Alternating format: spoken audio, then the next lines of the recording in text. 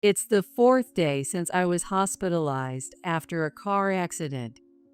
My daughter, Karen, visits me almost every day after school. Hey, Karen, did you tell your dad about me? Yeah, I told him. Hasn't he come to see you yet? Despite his wife being in the hospital, my husband Matt hasn't visited me even once. I felt a bit sad about his indifference. 2 days later, it was when Karen came to visit me during her school break. How awful. You had an accident, didn't you? Suddenly, my best friend Julia walked into the hospital room. But I hadn't told Julia about the accident, so how did she know? Oh, you came with him. Matt peeked from behind Julia. I need to talk to you.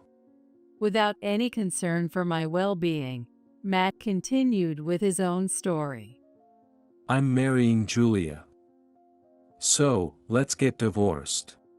He announced it loudly enough for everyone in the room to hear. What? What did you say? I said, I love Julia. We're getting married, so you need to leave with Karen. I couldn't believe what I was hearing and asked again, but I still couldn't grasp the suddenness of it all. Julia, what's going on? It means exactly what it sounds like. I love Matt. Can you let me have him? Julia's expression was serious. Can such a selfish thing really happen? Ignoring the two fervent visitors, my daughter burst into laughter. Hey, you two can't get married because What Karen said next was unexpected. I'm Lydia Owens. In between work and house chores, I enjoy watching a bit of complicated romantic TV series. Wow, no way. Is this where it ends? Every time the TV series takes a turn, I find myself talking to the screen, even though I'm watching alone. I live with my husband and our daughter, and we have a good relationship with my in-laws who live nearby. We have a harmonious relationship. Unlike the dramatic stories I watch, my life is ordinary and uneventful. Because my daily life doesn't change much, I sometimes wish to dive into the TV series world. My husband Matt is very cheerful and better at sports than studying. He's truly a presence akin to a mood maker. Since he loves being lively and fun, he was always surrounded by people when he was younger. To someone like me, who was relatively quiet and studious, he seemed like a dazzling presence, and I was attracted to him. However, I've come to realize that it's hard to change the beliefs formed in youth. When young, it was very attractive, but now in our 40s, it's a bit problematic that nothing has changed. What I once admired about him has now become a point of worry. Recently, the relationship between Matt and our daughter Karen has been a source of concern. Karen prefers quiet activities over hanging out with friends. She doesn't dress flashy and excels in her studies, always ranking among the top in her high school. Matt, who hated studying more than anything, couldn't understand Karen, who diligently hit the books. It would be fine if he just thought that way, but he couldn't help imposing his views on her. You're always holed up in your room studying, but a girl doesn't need to study to get by. If you have time to waste on studying, why not work on being more charming? He would say things like this loudly enough for Karen to hear while she was trying to study. Dad, not many people think that way anymore. If I don't study, I can't do the job I want. Whether I study or not is my choice, so let me be. Despite Karen's objections, Matt always had something to say when he saw her studying. Hey Matt, Could you stop interrupting Karen when she's trying to study? It's great that she's so dedicated. I didn't need to study to make friends or get a job. Playing with friends is more fun, and you'll have no regrets. Matt was so wrapped up in his own past joys that he wouldn't listen to reason. Karen was getting fed up with how often Matt would intrude. Mom, how long is Dad going to keep saying those things? I can't concentrate even when I want to study. I'm sorry. I keep telling him not to bother you while you're studying. No matter how many times I tell him studying is important, he won't listen. As a result, Matt and Karen clashed more often, and I had to play mediator each time. Matt's impositions didn't stop with Karen herself. Can you believe it? Karen is trying to go to college. A girl like her doesn't need to study. Even in front of his own parents, Matt stuck to his outdated views and couldn't stop complaining about Karen. Stop saying things like that just because she's a girl. Nowadays, it doesn't matter if you're a girl or a boy. Before you criticize others, maybe you should go back and study yourself. His parents, Robert and Emily, couldn't stand seeing their granddaughter put down and reprimanded Matt for his behavior.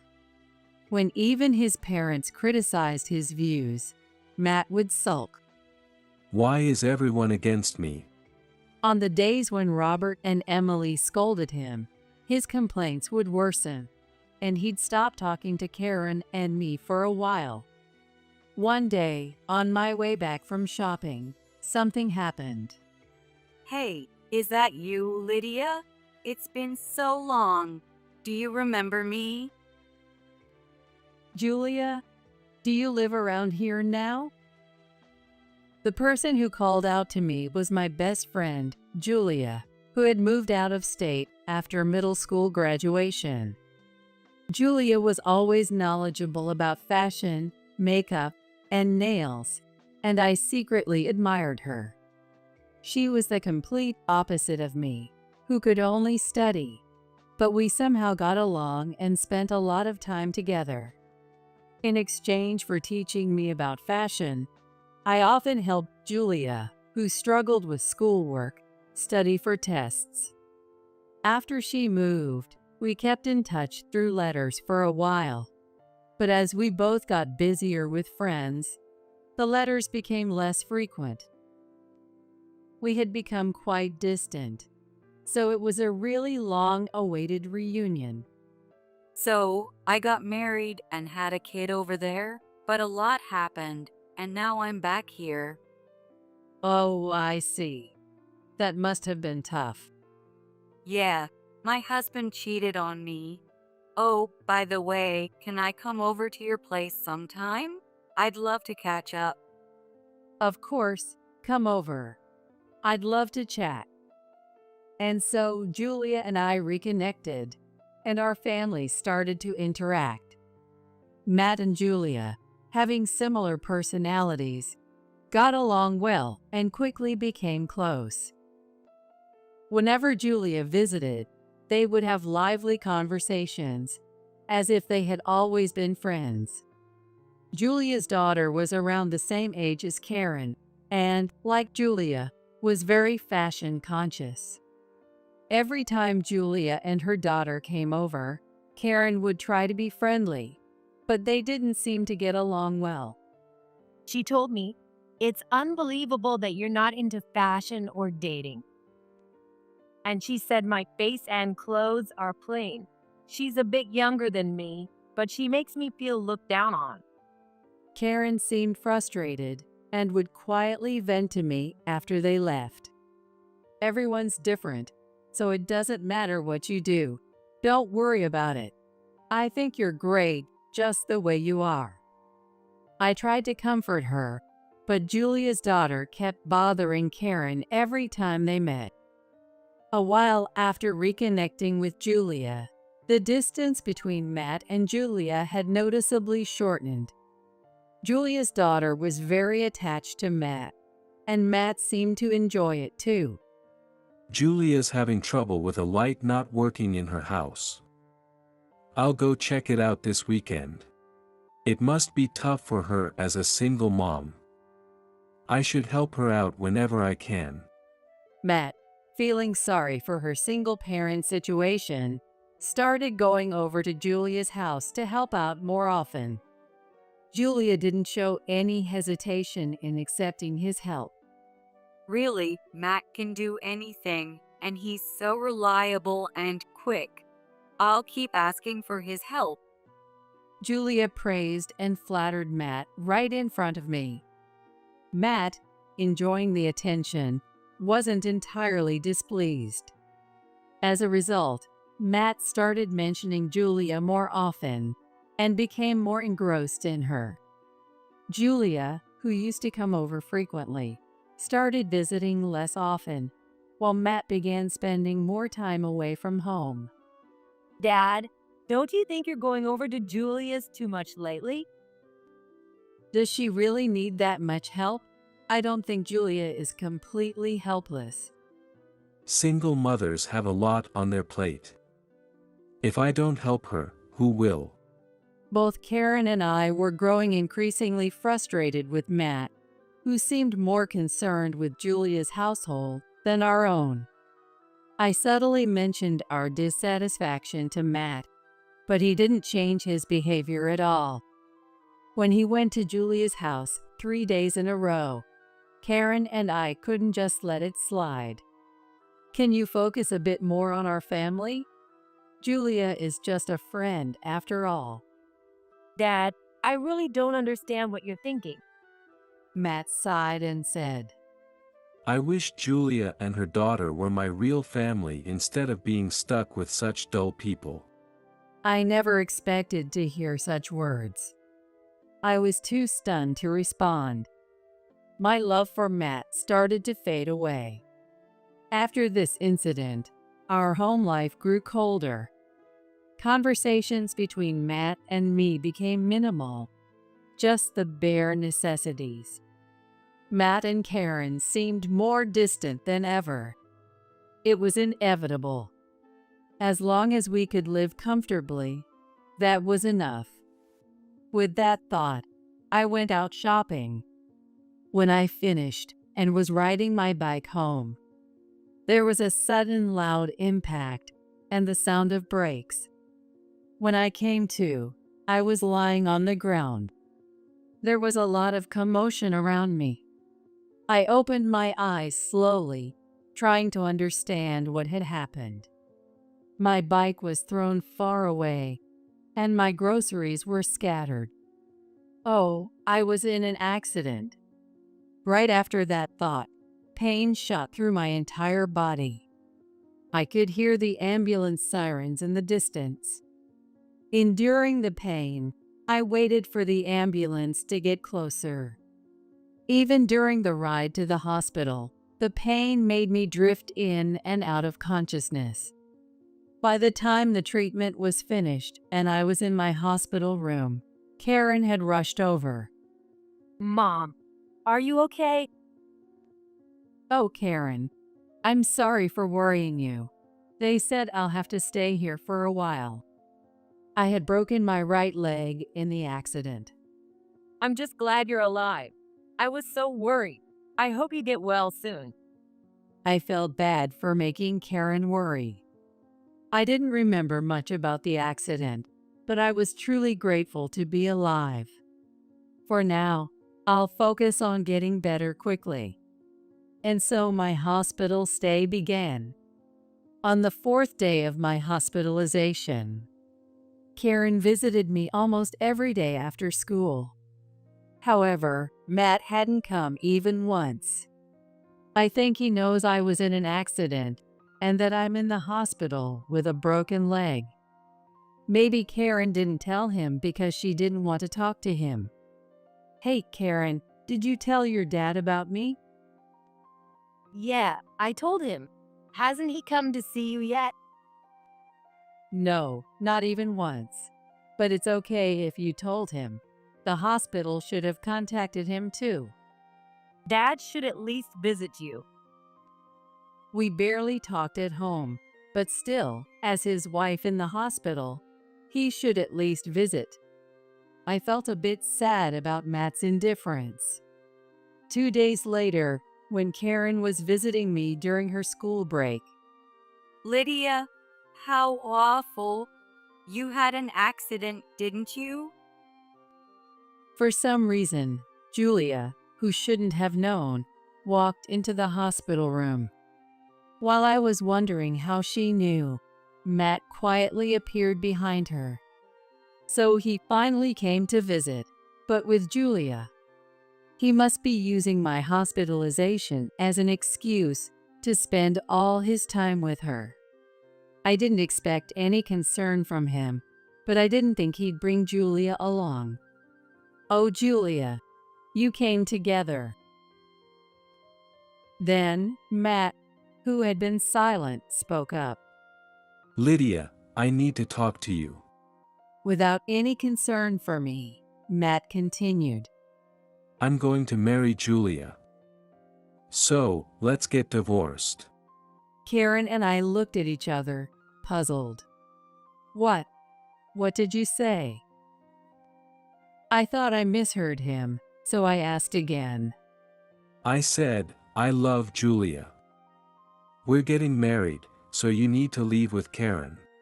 I couldn't understand what he was saying at all.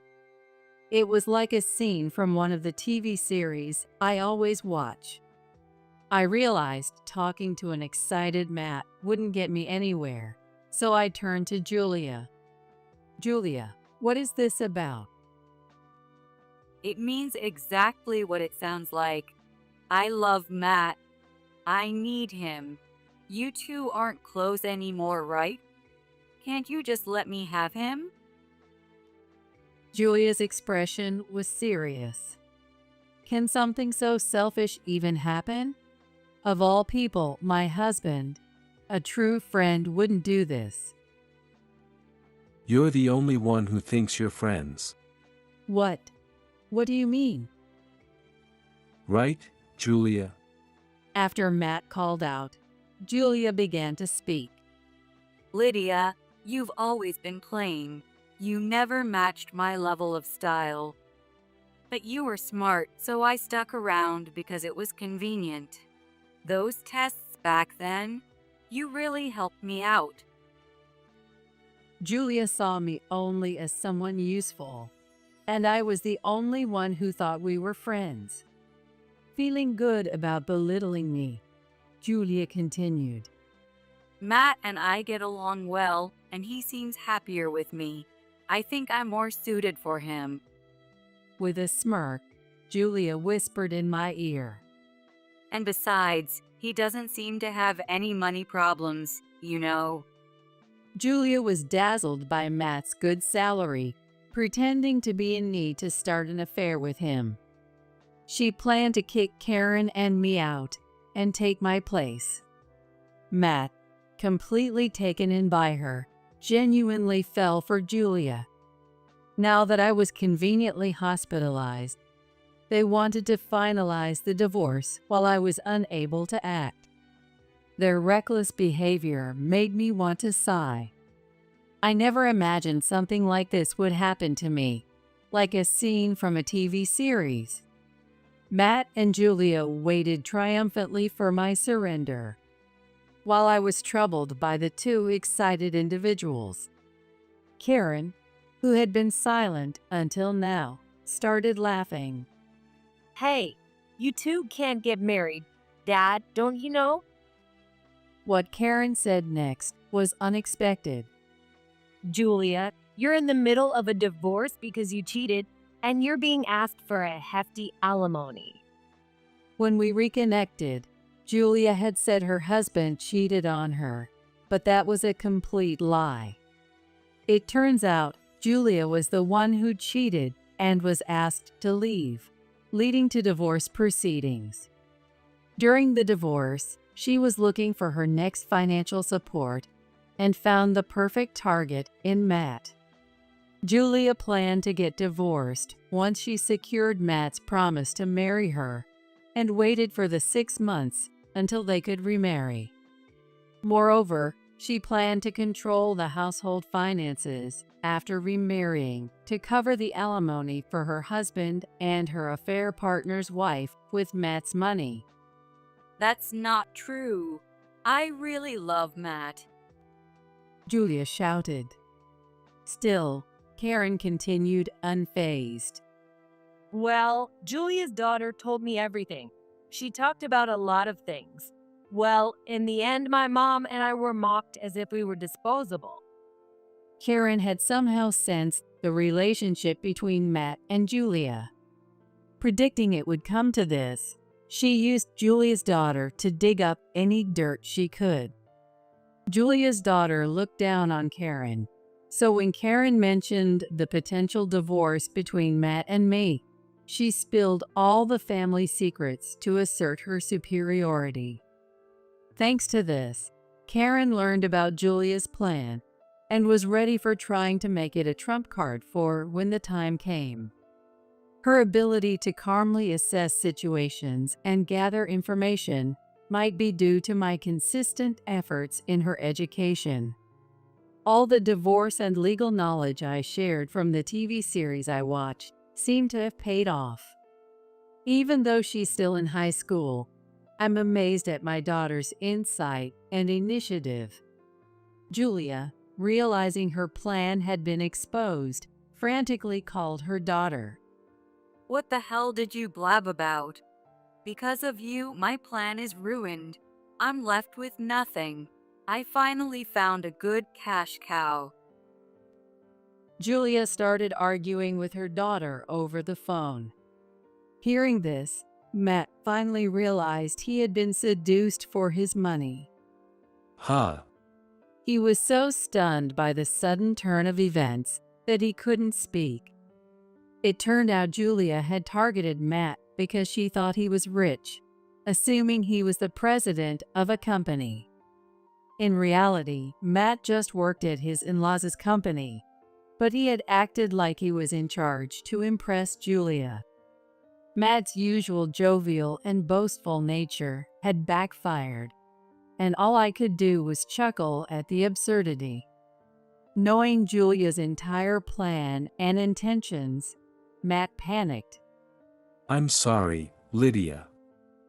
Please forget what I said earlier. What words are you referring to? Karen's calm interjection left Matt flustered. I lied about wanting a divorce. I just said it in the heat of the moment. It was a lie. Matt, while slouching, is quietly observing my demeanor without saying a word. Lydia, are you listening? Yes, I can hear you clearly. Even if he was deceived, I couldn't forgive him for cheating with Julia. If Matt had used his judgment, this wouldn't have happened. Both Karen and I couldn't forgive Matt. As we remained silent, struggling for words, Matt said, But you two can't live without my income, right? A divorce would be tough. His moment of remorse quickly vanished as he threatened us, saying our life would be hard without his earnings. Matt seemed confident that Karen and I couldn't manage without him. We can manage just fine without you, Matt. We'll go ahead with the divorce as you suggested. And I'll be sure to inform Robert and Emily about this. No, please don't. I'm begging you, don't tell them. No matter what you say. What's done is done. For now, I asked him to leave and sighed deeply once I was alone in the hospital room. I wondered how the protagonist in the TV series would handle this. But deep down, I already knew my answer. First, I needed to heal my leg.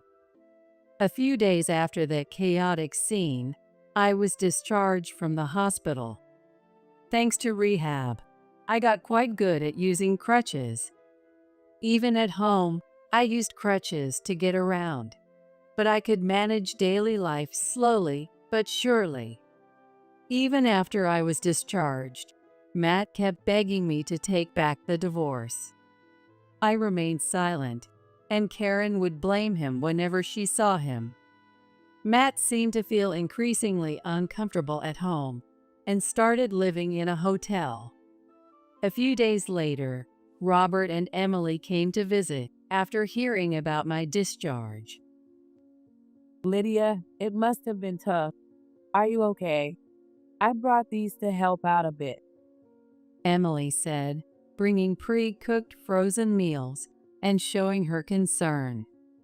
By the way, Matt took the day off yesterday. Is he feeling unwell? Actually, Matt's been living in a hotel. The truth is, I explained to Robert and Emily the whole sequence of events, from Matt meeting Julia to their affair. So he met my old friend and had an affair, then fell in love for real. While I was in the hospital, they both came to demand a divorce and told me to leave with Karen because they wanted to live in our house. Is that true? What's he thinking? There's more to the story. I told them about Julia's ongoing divorce and alimony debts, and how she planned to marry Matt for financial support. Matt's mistake was boasting that he was the company president. Did he really say that? What a hopeless fool.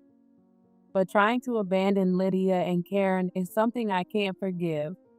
We need to talk to him, Robert. Indeed, he needs a serious wake-up call. So, a few days later, we called Matt to his parents' house for a talk with me and his parents. You've been cheating, haven't you? Matt stayed silent, looking guilty. Not only that, you tried to kick Lydia and Karen out. What were you thinking? Abandoning your own wife and child is unacceptable. Finally, Matt spoke.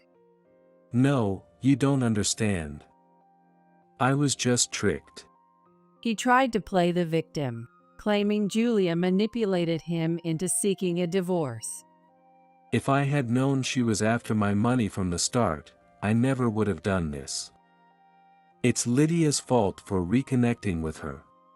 Matt wouldn't admit his mistakes. Instead, he blamed me. Seeing this, Robert's expression darkened. What?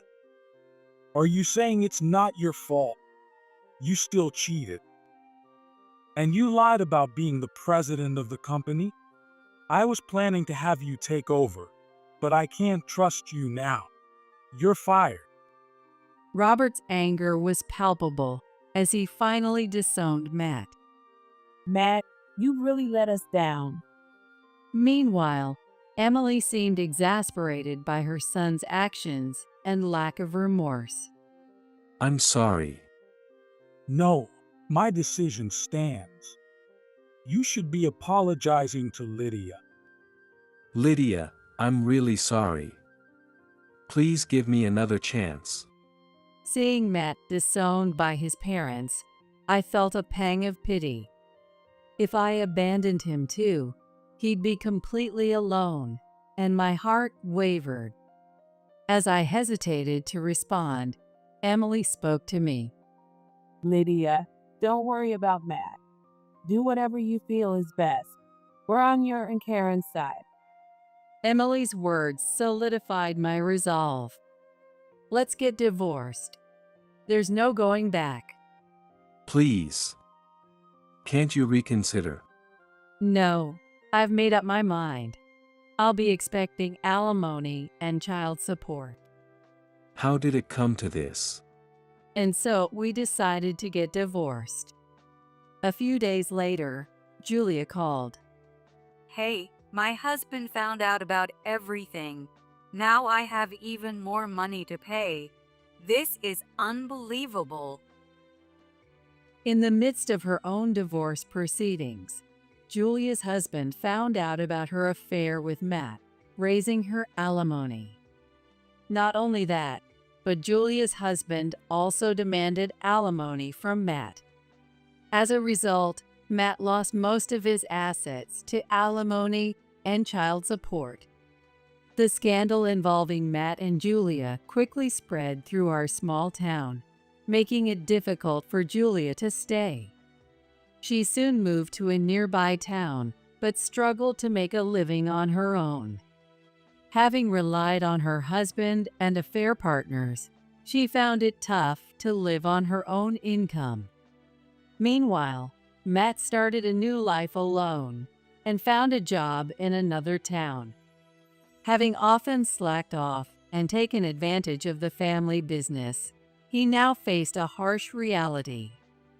His new jobs didn't cater to his whims, and he kept failing.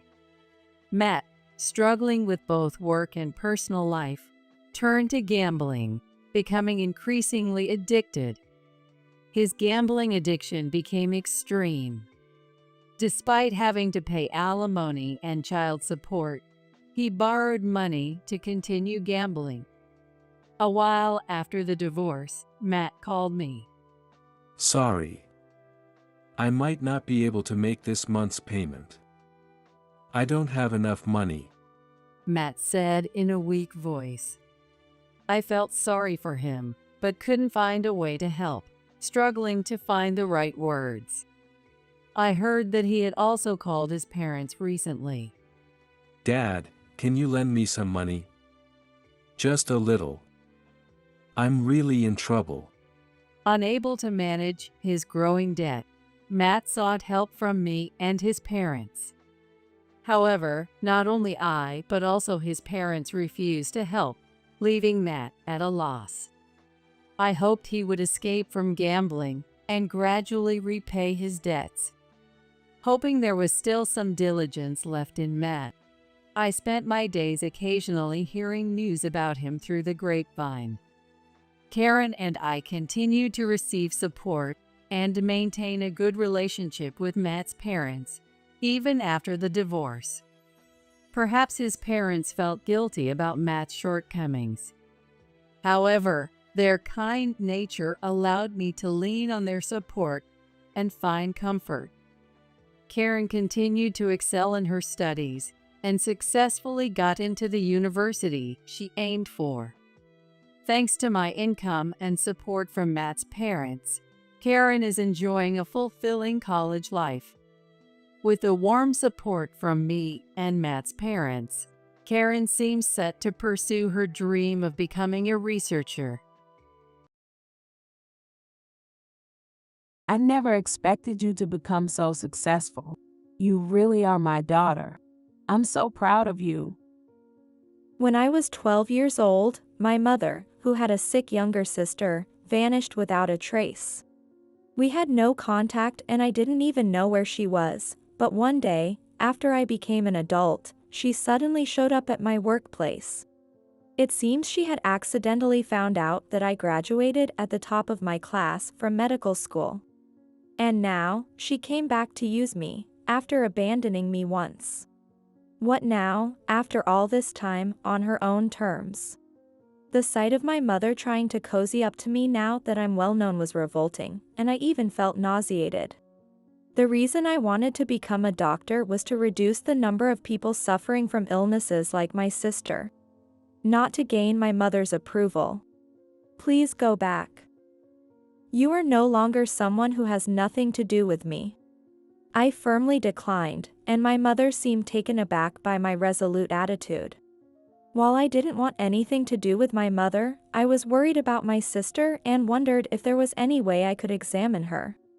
As I looked at my sister, she was silent, but her eyes clearly pleaded for help. Seeing that, I impulsively pulled my sister's wheelchair and dashed into a nearby empty examination room. Wow, Rachel, it's been so hard. As soon as we entered the examination room, my sister burst into tears as if cutting loose. I was speechless at the story of the last 14 years she shared. I decided I wouldn't let our mother have her way anymore. What I did next was... My name is Rachel. At 26, as a newcomer to the workforce, I am leading a busy yet happy life. Although I can now say I live a happy life, my childhood was far from happy, filled with hardships. It all began when I was 10 years old. The father, who had been the central figure of the family, passed away due to illness. Until then, our family was just a normal, close-knit family of 4. Surrounded by a kind father and mother, and a sweet younger sister, I lived a life without any want. But everything crumbled suddenly when my father passed away due to illness. The first to go off kilter was my mother. She had always been mentally fragile, with severe mood swings, and sometimes she would lash out at my sister and me when irritated. As children, my sister and I were only shocked by our mother's sudden change, but our father always stopped her when he saw her raising her voice, so we never thought much of it. My mother was somewhat dependent on my father, so as soon as he intervened, she would calm down and cozy up to him. But then, he passed away. My mother's depression was severe. At one point, she couldn't do anything and would shut herself in her room all day, mentally broken down. In that state, she couldn't work properly and quit her part-time job to stay at home. Fortunately, the inheritance and life insurance left by my father were substantial. Moreover, my maternal grandparents, who had already passed away, were wealthy, and my mother had inherited a considerable amount of their estate. So, even though my mother was unemployed, our family didn't face financial troubles. However, my mother's behavior became increasingly strange day by day. She began to dote abnormally on my often ill and frail sister, Kristen. And she became stricter with me. Mom, I'm hungry. Annoying. I'm busy taking care of Kristen. Here's some money. Go buy yourself something to eat. That was how my mother handled it, without cooking, just giving me money. But all she gave me was $2. I could only buy a snack, and I stopped having proper meals at home. Also, my mother used my sister's illness as an excuse to stop attending any of my school events. I need to be by Kristen's side. I don't have time for your trivial events. My mother said that and would even skip parent-teacher conferences, not to mention sports days or school performances. The school contacted us several times requesting her presence, but my mother dismissed them, claiming she needed to care for a sick family member. Looking back now, I realize how problematic my mother was. But at that time, she was still my only parent. And I loved my sister too and was worried about her frailty. So, I turned a blind eye to being neglected and convinced myself to endure whatever unreasonable things my mother said.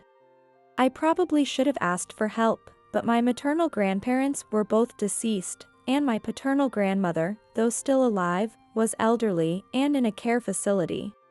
In such circumstances, with no other relatives to turn to, I never thought to rely on anyone else. While I was neglected by our mother, my sister adored me. I loved my dear sister too, and I believe we were what you'd call close sisters. My sister often said, "When I get better, I dream of becoming a hairstylist," as she played with my hair. Kristen, you're amazing. I can't even do a simple braid. Don't worry, I'll always do your hair for you. Though often looking unwell, my sister's eyes sparkled and her complexion looked healthy when she played with my hair, appearing like a healthy girl. As time went by, my mother's treatment towards me escalated for the worse. Previously, she just neglected me, but then she started to verbally abuse me. You really are an attractive child. Why don't you try to be more like Kristen? I don't need a daughter who isn't cute. Kristen is all I need. Such words from our mother, denying my existence, hurt me at first, but gradually I got used to them and began to feel worthless. Moreover, I was often kept away from my beloved sister. Kristen doesn't have much strength, so don't tire her out. What if she gets sick? Every time my mother caught me in Kristen's room, she'd chase me out. My sister and I wanted to talk but couldn't, Instead, we communicated more with glances, eventually understanding each other's thoughts just by eye contact. When I looked into her eyes feeling relieved she seemed well, she'd make a face that seemed to say, "Thank you," or if she was hungry, I'd sneak her a cookie and she'd be overly delighted. Our secret communication was just between the two of us, strengthening our bond. However, my mother didn't like that we remained close despite her attempts to separate us, and her harassment and verbal abuse got even worse. Perhaps she disliked my curious and independent nature. My mother was the type who needed to feel needed by someone. While my father was alive, she felt fulfilled by devoting herself to him, but after his death, she lost her focus of devotion. To her, my frail sister was the perfect object of her care. In contrast, since I was little, I had been able to manage without relying much on her, and so she was unable to show me affection. Now that I'm an adult, I can analyze this calmly, but back then, I never thought about such things. I just felt lonely, neglected by my mother after losing my father. I kept telling myself that once my sister got better, my mother would start to care for me again. I spent each day desperately convincing myself of this. 2 years had passed since my father's death. On my 12th birthday, something I never imagined happened. When I returned home from school, the house was unusually quiet. Maybe, just maybe, my mother and sister were planning a surprise for my birthday. Upon arriving home, I briefly thought this might be the case. I decided to secretly find them hiding somewhere in the house to surprise them instead. So, I began to search quietly. However, no matter where I looked, I couldn't find my mother and sister. And upon closer inspection, I noticed that clothes and personal items were missing from their rooms. What on earth could this mean? My excitement quickly turned to panic. I searched the house again, but there was no sign of my mother and sister, and checking the calendar, it wasn't my sister's day for a medical appointment. Panicked, I rushed back to school and told my teacher everything as it was. At first, my teacher listened to my story with a look of shock, but his expression gradually hardened. After I finished telling everything, he contacted Child Protective Services. After explaining the situation and consulting with them, I was taken into temporary custody by Child Protective Services. I couldn't quite grasp the situation of my mother and sister suddenly disappearing, and my mind was in total chaos. One thing became clear: it seemed I had been abandoned by my mother. The realization made me feel like the world had gone dark before my eyes. Was my physically weak sister safe? What was my mother thinking when she left me? Various doubts and anxieties swirled around, and I silently cried in my bed. A few days later, I was called by the director of the Child Protective Services facility. Looking frail from anxiety and lack of sleep, he had sad news for me. Rachel, from today, you'll be living here.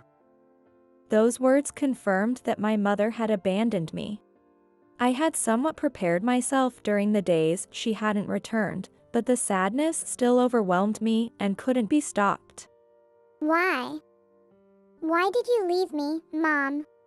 I was so sad. I cried loudly and uncontrollably. The director held me in his arms until I stopped crying. Life at the facility was comfortable and without hardships. In some ways, it was even easier since I didn't have to worry about meals like before. However, no matter how much I got used to living there, the loneliness and anxiety never disappeared, and I gradually became mentally exhausted. My interest in various things, which I had before entering the facility, faded, and the dark, quiet nights frightened me so much that I couldn't sleep. The director was very concerned about my increasingly emaciated appearance.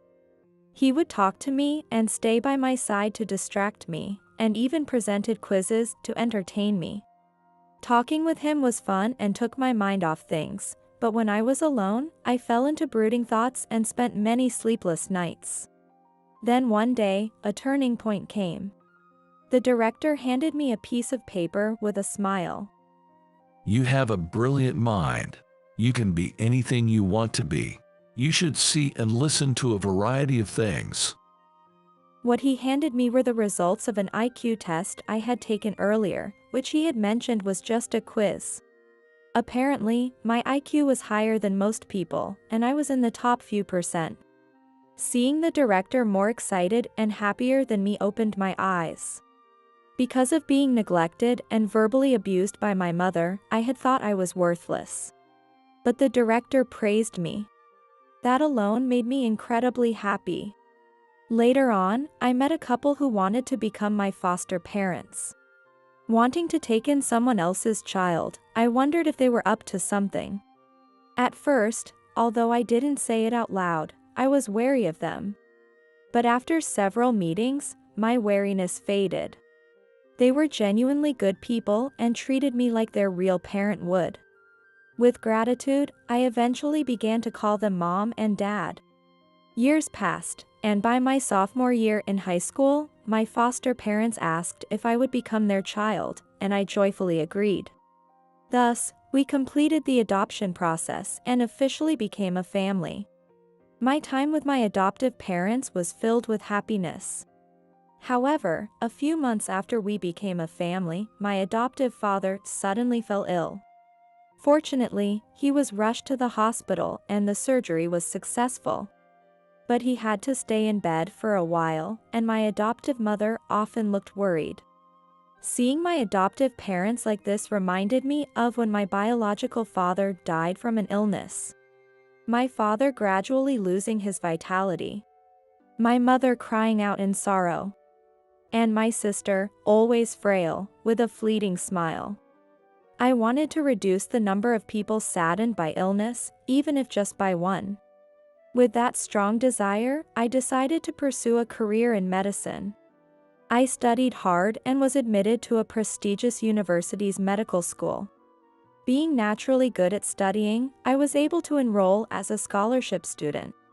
Becoming a scholarship student was a great relief, as I was worried about financially burdening my adoptive parents. I continued to study diligently at university and graduated as the valedictorian. I then passed the medical licensing exam and started working as a resident at a university hospital. My days were filled with learning and tense situations, as mistakes were not allowed when dealing with patients. Although busy and demanding, I found great fulfillment in my work. One day, while living like that, an astonishing event occurred. While I was working in the back area, a nurse from the reception came over. I thought it was about work, but what she said was completely unexpected. "Someone is here to see you." I had no idea who it could be. Perhaps a patient I had treated before had come for a visit. With that guess, I left the back area, and there they were. Rachel, it's been a while. Mom. And Kristen. It was my biological mother and sister, whom I hadn't seen in 14 years. Moreover, my mother was waving at me with joy, and my sister was slumped over in a wheelchair.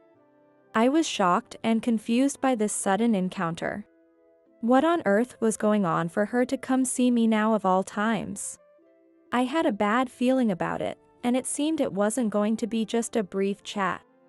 Quickly assessing the situation, I tried to remain calm and made an apologetic face, saying to them, "Sorry, I'll be free in about 30 minutes. Can you wait in the lobby until then?" I told them this. Of course, come when you're ready. My mother said cheerfully and left with my sister. Watching their backs, I felt intense anger towards my mother. After abandoning me, she now reappeared as if nothing had happened, acting all familiar. I had no idea what she was thinking, but I certainly had a bad feeling about it. Working through my mixed feelings, I rushed to meet them during my break. As soon as my mother saw me, her face lit up clearly. Overwhelmed by emotion and indignation, I confronted her. "Why are you here? More importantly, why now, after all this time?" Ignoring my cold gaze, my mother smiled brightly and responded. I saw you on TV recently. I couldn't believe how accomplished you've become. It shocked me so much that I just had to come. Indeed, about a year ago, I had discovered a rare medical case and presented it at a major conference with a renowned doctor. Since then, research on that disease had progressed, and recently there had been news that a treatment might be developed based on my findings. My mother had seen an image of me presenting at the conference on the news, and that's why she had come to see me. Just like my daughter. I was so proud. While my mother said this with a laugh, my heart grew colder. She had abandoned me unilaterally, and now, seeing my fame, she had turned around, trying to get close to me again, which made me nauseous. Since you left that house, where have you been and what have you been doing all this time? I barely managed to hold back from yelling at her in frustration and asked quietly instead. However, my mother ignored my question and said, Actually, I have a favor to ask of you. Despite being annoyed by her usual selfishness, I was more curious about what she could possibly want. Why is Mom coming all the way here? What kind of impossible demand is she going to impose on me this time? I wonder if it's something financial. As I braced myself for her request, it turned out to be unexpectedly simple. It's nothing difficult. If you ever appear on TV or give lectures, I want you to introduce me as your mother. What? What do you mean by that? I was baffled by her unexpected request and frowned. According to her, she had started searching for information about me on the internet after seeing me on TV. She had learned that I graduated as the valedictorian, believing that someone so intelligent was bound to become famous. She saw an opportunity to position herself as the mother of a famous doctor. That's why she came to see me. I was confused about where such an idea had come from. There were so many things to question in her story, but the word mother particularly struck me. She had neglected and verbally abused me, and ultimately abandoned me, yet now she planned to act as if she had been a mother to me. Suppressing the anger rising within me again, I spoke plainly to her.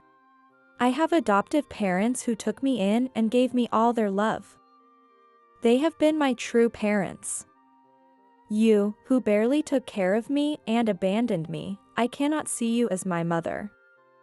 Therefore, I must decline your request. I said this firmly, and my mother's complexion changed. Don't be insolent. I gave birth to you. You are legitimately my child. A child should simply listen to his or her mother.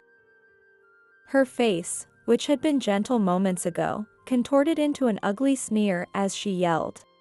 When I was young, I was frightened by her yelling and had no choice but to obey or apologize, even when it made no sense. But now, I'm an adult. Having received so much love from my adoptive parents, I was no longer afraid of her. I wanted nothing to do with her ever again. With those feelings, I firmly told her off. You are no longer someone who matters to me, so I don't need to listen to you. I thought we were already estranged. Please, just go home. Faced with my firm stance, my mother seemed taken aback. All I wanted was for her to give up and leave me alone. However, my only concern was my sister. Before my mother could take her away, could I possibly give her a medical examination? Turning to my sister, I saw her making eye contact like when we were children. When I looked into her eyes for the first time in years, it seemed like she was silently pleading for help, and I couldn't resist checking on her physical condition. Almost impulsively, I grabbed her wrist to check her pulse. What are you doing? My mother screamed at my sudden action, but I didn't care. The wrist of the sister I hadn't touched in years was unbelievably thin. As I stood shocked by its frailty, my sister spoke in a feeble voice strained with effort. Rachel, I need to talk. I have something to say. Sensing an urgent situation from her condition, I snatched my sister's wheelchair from my mother and rushed into an unused examination room nearby. Slamming the door shut and locking it, I heard my mother pounding and screaming from the outside. Stop messing around. Give Kristen back. She was banging on the door hard enough to break it, but soon security arrived and seemed to take her away, and the room was enveloped in silence. Wow, Rachel, it's been so hard. My sister broke down in intense sobs. As I held her, tears streamed down my face as well. After she had calmed down from her crying, I listened to her story from the past 14 years. On the day they disappeared, my sister said our mother suddenly told her they were going out. When she mentioned that I wasn't around, our mother had assured her, "Your sister went ahead, she's waiting for us, it's fine." Of course, that was a lie, but my sister, believing her words at the time, followed her. However, the place they ended up was a strange and far distance from our home. And, obviously, I wasn't there. Realizing she had been lied to by our mother, my sister initially cried a lot from anxiety and loneliness. But each time, she was yelled at by our mother, and because it was so frightening, she gradually stopped crying. Spending her days trying not to provoke our mother, years passed. My sister had been frail as a child but seemed to have gradually grown stronger and was able to spend her days more energetically. Mother did not like this. She enjoyed being treated as the devoted mother nursing a sick daughter by those around her. To maintain this status, she first subjected my sister to psychological pressure to ensure compliance. She would say things like, "If you don't listen, mommy will disappear, or then no one will take care of you." Kristen, almost every day. There was a lot of yelling too. Gradually, I felt like I couldn't survive without doing what mom said. I felt increasingly cornered. My sister recounted with a bitter expression. Under such control by our mother, my sister wasn't allowed out of the house, had no contact with anyone, and was kept emaciated by being severely underfed. Furthermore, portraying my sister as sick, our mother did even worse by forcing her to ingest unnecessary amounts of medication to make her ill and call emergency services. At the hospital, she would say, "My daughter is unstable and has overdosed," and to neighbors, she lied, it was an attack of her chronic illness. As this repeated, suspicions arose among the people around her and the hospital, but before the lies were exposed, our mother took my sister and moved to another town like a night escape. My sister explained that for the past few years, she had been caught up in our mother's fabrications, repeated time and again. However, it seemed our mother was no longer satisfied with just being seen as the devoted mother caring for a sick daughter. At that time, she happened to see me on the news. She thought that me being famous must have widened my circle of acquaintances. Therefore, my mother apparently attempted to re-establish the connection with me, and to gain more sympathy by speaking about my sister in front of more people. Due to the pressure from our mother over the years, my sister had been unable to seek help from anyone. But seeing me after so long, she realized if she didn't ask for help now, she might never get another chance.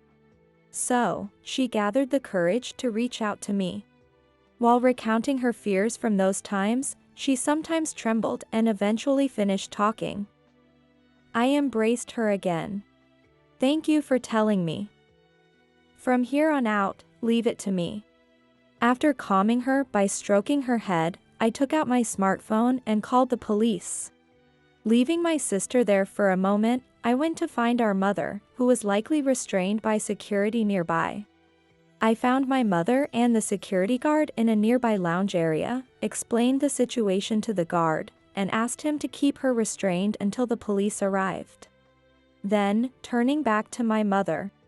After hearing my sister's story, I felt even more unforgiving towards her and scornfully spat out, "I've heard everything from Kristen and called the police. No one will think of you as a devoted mother anymore." My mother, resigned and sitting on the floor, looked up in shock at my words, then silently hung her head. Glancing at her one last time, I returned to the examination room where my sister was waiting. Later, the police arrived, and after we provided our statements, they took our accounts and said they would conduct a thorough investigation. Following the police interview, I got my sister see an internal medicine physician just to be safe. The examination revealed that she did not suffer from an illness that required a wheelchair, her leg muscles were weak but she could walk without issue, and she was severely malnourished. It turned out the wheelchair was just part of our mother's performance to elicit more sympathy, forcing my sister into it unnecessarily. Indeed, my mother had been up to nothing good. My sister was hospitalized for a few days just to be safe, and after her discharge, it was decided that I would take her in. Even after her discharge, her physical functions remained generally weakened. Slowly and steadily, over a long period of recuperation, her health finally improved to that of an average person. Eventually, the mother, who had been detained by the police, faced trial and was sentenced to prison. I attended the court several times to testify, but my mother continued her selfish testimony. When I took the stand, her delighted declaration, "That's my daughter. She's a doctor," felt almost delusional, thinking we would never see her again, which brought a sense of immense relief, and my sister and I exchanged relieved glances. As her health improved, my sister began to talk again about her dream of becoming a hairdresser, just like before. Her face was clear and she smiled beautifully, making me feel incredibly happy that she could smile again. Now that she was surely okay, I decided to introduce her to my adoptive parents. Even though the meeting was still some time away, her nervous excitement was quite endearing. Amidst all the household upheaval, I successfully completed my residency program. Now working as a full-fledged doctor, I renewed my resolve to become a great physician, not just for my sister and my adoptive parents, but also in memory of my biological father who must be in heaven. From the very beginning of our marriage, I was tormented by the nasty remarks of my mother-in-law, Jennifer, and my father-in-law, Steve. On top of that, I was continuously harassed for not having children. Emily is young and beautiful, and unlike you, she got pregnant right away. I'm really jealous of my brother. These words even came from my unreliable husband, Kenny. Moreover, Jennifer accused me of infertility because of alleged affairs. My daughter-in-law is cheating, so I caught her on hidden camera. Such outrageous claims were made, so I devised a plan and gathered all the relatives under the guise of celebrating my nephew's 3rd birthday to play the so-called evidence of my affair that Jennifer mentioned. Just as I thought.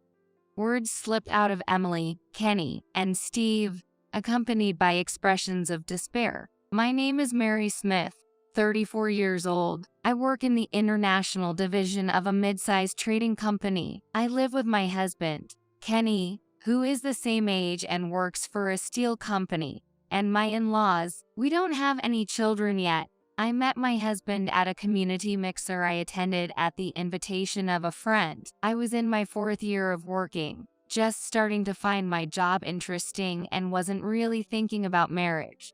But I couldn't say no to a college friend who insisted I come. So, my interest was mostly in the special menus prepared by each venue for the event. Quite literally preferring donuts over flowers. I felt like I was drifting away from a friend who was mingling a lot. But turns out, the guy who's been getting close to that friend was hanging out with Kenny. Apparently, Kenny wasn't too keen on the event either and had been somewhat dragged along. We ended up sticking together as two misfits, but I intended it to be just a one-time thing and deliberately didn't exchange contact information. However, exactly 1 week after the event, on a Friday, I got a call on my cell from an unknown number. At first, I ignored it, but after work, the calls started coming in every 10 minutes. What the heck? Getting annoyed, I was about to block the number, but decided to check who was so persistently calling me. It was Kenny, whom I had met at the event. I'm glad. You are Mary, right? It was good to know who was behind these mysterious calls, but I hadn't given Kenny my number. I got your number from the friend you came with. Kenny answered nonchalantly. It turned out that my friend, who hit it off with Kenny's buddy, decided to date him, inspired by their meeting at the event. Meanwhile, Kenny, who had missed the chance to ask for my contact, got my number from his friend after pleading with him. Despite being appalled by my friend who lightly shared my number and Kenny who exploited that, I somehow started dating Kenny, and a year later, he proposed and we decided to get married. It wasn't a passionate love affair, but I thought I could have a peaceful life with Kenny, who was endearingly laid back. I had no issues with getting married. My parents separated when I started college, but they never officially divorced, saying there was no real benefit to it at this point. Friends and acquaintances asked if I felt lonely, but I never thought much of it because my parents were essentially leading separate lives under the same roof anyway. During college, they paid my tuition, so I would visit my mom and dad's houses alternately during long breaks. But after starting my job, I mostly just updated them on social media due to work commitments. When I told them I was getting married, they said they would attend the wedding if there was one, but when I mentioned we're getting married at the courthouse, but we're not having a ceremony, they later sent me a generous cash gift as a celebration. I felt that was more than enough. However, my in-laws, Jennifer and Steve, seemed displeased with my parents' approach. Just settling their only daughter's wedding with money. They seem quite thoughtless. That's for sure. Makes you worry about the future. They added scornfully. Money is also a sign of love. It's weird for you, Mom, who has never worked, to say such things. Dad, if you knew the value of earning money, you wouldn't say that either. Kenny defended me, making me truly glad I chose him. But 4 years into the marriage, things started to turn sour. The initial trigger was my promotion. I had worked diligently in my assigned department since joining the company and decided to take the promotion exam that year. Mary, you said at your job interview that you wanted to be globally active in the future, right? Why not gain some experience in the international division? I was thrilled to have my efforts recognized and thought Kenny would share my joy. However, when I told him, Kenny became visibly upset and started yelling. Well, I see. So, what are you trying to say? That I've made it big, and I'm all high and mighty now, huh? Taken aback by Kenny's unexpected attitude, I wondered if I had said something to offend him. Sorry, I didn't mean it like that. See, you getting all defensive like that is proof you're looking down on me, right? Kenny angrily threw his beer can into the trash and stormed out of the apartment, slamming the door behind him. He didn't come back for a week. He wouldn't read my texts or answer my calls. I even called his office out of desperation, but they said he was out, and I couldn't learn anything except that he was presumably safe. I thought about waiting for him outside his office, but that would have embarrassed Kenny too much. So, I decided to visit his parents' house to talk to them. I expected a scolding, but I had no other options. Despite the sudden visit, I was surprisingly led into the living room. What do you want now? Came to mock me in person after belittling me, huh? As soon as I stepped into the living room, Kenny, who had been waiting, lashed out at me. Of course, I immediately said I didn't mean to cause any misunderstanding and apologized. But Kenny was as unreceptive as ever. To make matters worse, his parents sided with him. Thinking you're all that just because you both work. Don't you know that's not how a wife should act? That's why we were against marrying someone from such an unreasonable family. They berated me loudly, insisting that I was to blame for hurting their son's pride. And that's all they would talk about. Kenny doesn't want to go back to the apartment you two shared. If you don't want a divorce, move out from there and live here with us. We'll set you straight on how to be a proper wife. I wonder why I didn't just agree to a divorce then and there. But at that time, I still had feelings for Kenny, and having grown up with parents who were essentially estranged, I probably didn't understand what a marriage was supposed to be, reflecting naively on my situation. Soon after, I did as Jennifer had demanded and moved out of the apartment to live with my in-laws. They were overly pleased, and I quickly understood why. Turns out, Jennifer and Steve's older son, Ryan, 3 years Kenny's senior, had been living with them until he moved out a few months before my promotion, saying he wanted to live alone after finding a girlfriend. Jennifer, who had been adoring Ryan, who graduated from a university ranked higher than Kenny's, seems to have been completely shocked by the sudden turn of events. But the problem wasn't just emotional. Ryan's departure meant the loss of financial contributions he had been making to the household. Jennifer and Steve, being proud and ostentatious, loved hosting expensive gatherings with relatives. Of course, Steve's earnings from working under the re-employment program after retirement aren't enough to cover everything, and Ryan's contributions had been their financial lifeline. The truth is, they talked Kenny into moving in together after he came home to vent about me. Kenny, feeling inferior to his accomplished older brother, suddenly relished the attention. When I realized this, it was a moment of clarity, but bad things continued. Soon after, Ryan got married to Emily. Turned out, my new sister-in-law Emily was quite the trickster. She was 6 years his junior, and 2 years younger than Kenny and me. Emily appeared fragile and delicate, arousing a protective instinct in men, including Steve and Kenny, who became noticeably restless and attentive whenever she visited. Being seduced by his brother's wife. That's because you lack charm. If you'd just show as a grandchild, my husband would settle down as a grandfather. Jennifer, not amused, started blaming me. Eventually, she even suggested I quit my job to focus on getting pregnant. However, with the in-laws' wasteful spending, the household expenses were skyrocketing, and Kenny's salary alone couldn't cover it. Even when I printed out the household budget software to explain, they wouldn't listen. It's all because of your poor management, isn't it? Always full of excuses. They just kept repeating criticisms of me. Then, Emily got pregnant. Suddenly, Jennifer, who had been cool towards Emily, was now in full-on grandbaby fever mode, doting on the newborn Andrew as if she couldn't love him enough. Now, eager to see her grandchild, Jennifer started warmly welcoming Emily's visits, which she had previously avoided. Ah, so adorable. Living under the same roof with such a grandchild would be bliss. Exactly. Emily is young and beautiful, and unlike you, she gave them a grandchild right away. I'm truly envious of my brother. Kenny started throwing these sarcastic comments directly at me. That's right. Maybe we should just kick out a wife who can have kids and live with Ryan's family instead. Steve was just as brazen in his remarks. By this time, even I began to think that since I had no children with Kenny, leaving this house and ending the marriage was one option.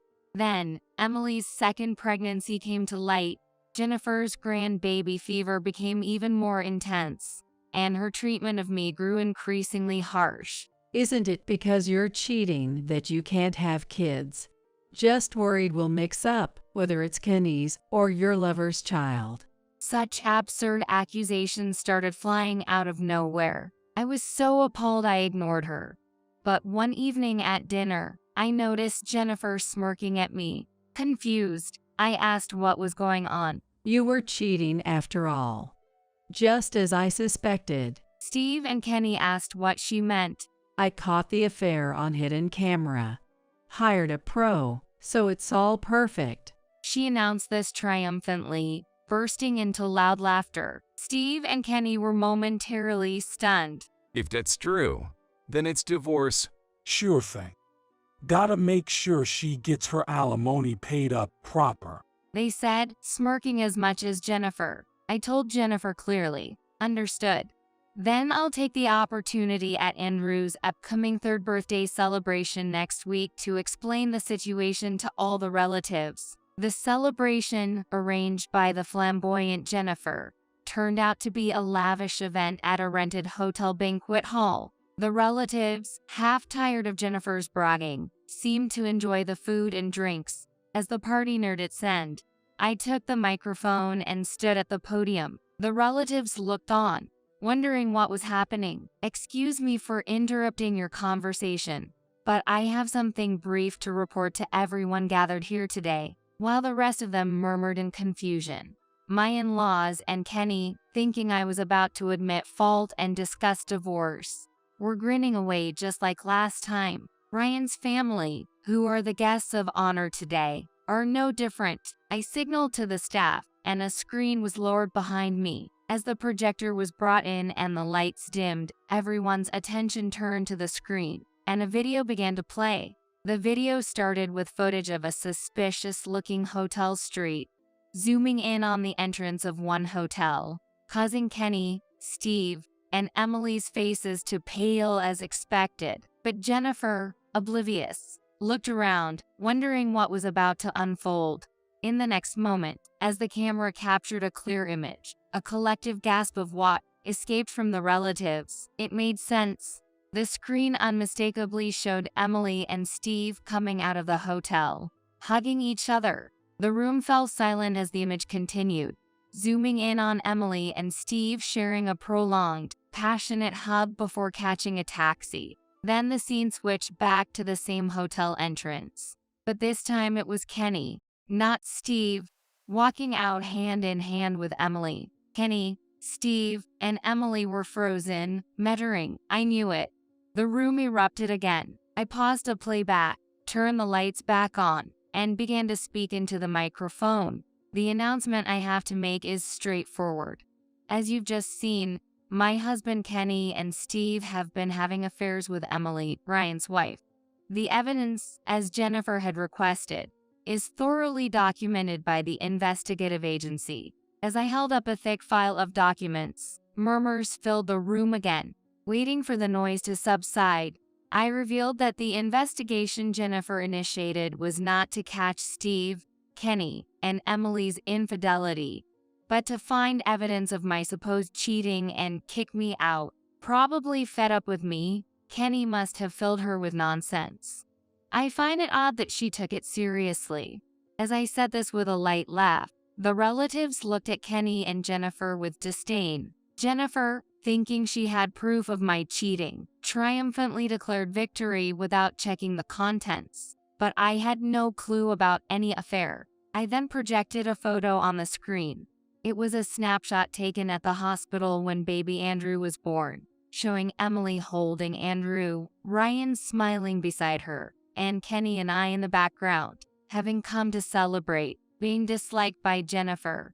I figured she didn't have a single clear photo of me. So, she sent this snapshot to the investigators, asking to catch her daughter-in-law cheating. Glancing at Jennifer, her dumbfounded expression confirmed my guess. However, the agency mistook Emily, holding the baby, as the wife to be investigated, and they unexpectedly caught Steve and Kenny repeatedly visiting the hotel with her, thinking Ryan was the husband. The agency reported capturing the evidence on camera to Jennifer. She assumed it was proof of my infidelity.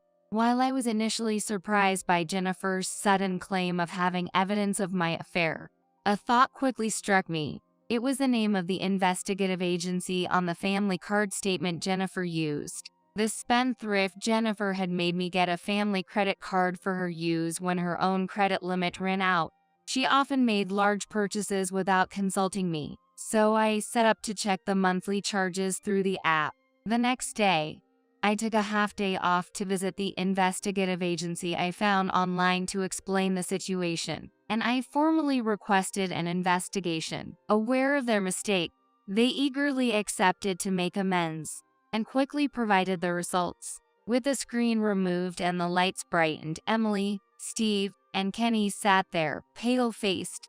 I approached my husband's great-uncle and aunt, who commanded the highest respect among the relatives, and pleaded, "I'm terribly sorry, but I'd prefer not to discuss what comes next in front of the children, especially Andrew. Could someone please take them to another room?" The great uncle and aunt briskly approached Emily, took Andrew, and handed him over to their own children. Seizing the moment, several women led the other children to another room, leaving only the enraged relatives, a stunned Jennifer and Ryan, and a cowering Steve, Kenny, and Emily. Jennifer then leaped towards Emily, shouting, "What have you done? Betraying me and Ryan with my husband and Kenny." She yelled that and immediately went to grab Emily. Some relatives hurriedly intervened, but Emily was already trembling in fear. Steve and Kenny were just as shaken, but I decided to set off the final fireworks against them. Regrettably, given these circumstances, I will be divorcing Kenny. I apologize for the inconvenience caused to everyone. According to the investigation agency, this inappropriate relationship among these three didn't just start yesterday. There's no fixing this marriage anymore. After reviewing the investigation, I couldn't help but think that Andrew, and possibly the child Emily is carrying now, might be Steve's or maybe Kenny's. I found it too painful to consider anything else. I covered my face with a piece of tissue, staggering slightly as if it might be too much. The remaining women in the room rushed over, patting my back and supporting me. What shameless people. Disgusting. How pitiful. The women started berating the three loudly. The men also surrounded them with contemptuous looks. Steve and Kenny turned even paler and remained silent, with only Jennifer's ranting and Emily's sobbing filling the room. The fallout from the fireworks I launched spread quickly. Ryan, upon learning of his father and brother's affairs with his wife, was initially in shock, but soon began to seriously question the paternity fraud I hinted at. "It's got to be a lie from that woman. Andrew and the baby in my womb are undoubtedly your kids." Emily pleaded desperately, but once the seed of doubt was sown, it wasn't easily dismissed. Stealing a chance from Emily's reluctance, Ryan had a paternity test and using a kit, and the results were affirmative. Despite this, Emily vehemently denied the allegations of paternity fraud, prompting an infuriated Ryan to contact her parents. Emily's parents, shocked by the news, couldn't just take Ryan's word for it and came to my office seeking an explanation. I found it bothersome but considered it a necessary procedure anyway. The next day, I took off work to meet with Emily's parents, along with Emily and Ryan, at the law firm I had hired. After the lawyers showed them the related documents and the video, Emily's parents were speechless. "See, I told her. She's been cheating on me with my brother and even my father. Not just Andrew, but the unborn child surely isn't mine either." It's best if you discuss these matters among yourselves. We're not here to find out who the father of the baby is, but to discuss suing your wife for damages as Kenny's mistress. The lawyer interjected sharply, surprising Ryan, who was boasting proudly for some reason. Of course, it's only natural. Why the heck does my hired lawyer have to be on Ryan's side? It just doesn't make sense. But more stunned were Emily and her parents. "I won't pay any damages. After all, Kenny's affair with me was because you were a charmless wife, too caught up in your work. So, you're to blame." Emily retorted to me scornfully. "Is that so? Then we might have to let a third party decide, perhaps a judge." As I said this, Emily's parents went pale. No wonder. Both of Emily's parents are teachers at a prestigious local girls' high school. It seems that at that school, they boast about fostering good wives and mothers. The scandal of Emily, as a daughter of the teachers at a prestigious girls' high school, being involved in a messy affair with her brother-in-law and father-in-law, and facing a lawsuit for damages for adultery, could very well tarnish their reputation. Upon hearing lawsuit, Emily's parents quickly pleaded deeply, pulling Emily down from the sofa to the floor. "We are terribly sorry. Regarding the alimony, if you could claim it from your end, I'll make sure to pay the full amount to my daughter right away. But for me, an apology at this point was irrelevant. No matter who it came from, I nodded to my lawyer and left the room. Later, the lawyer informed me that Ryan, Emily, and her parents continued to cause a scene after I left. The lawyer threatened to call the police unless they left immediately, and they finally left.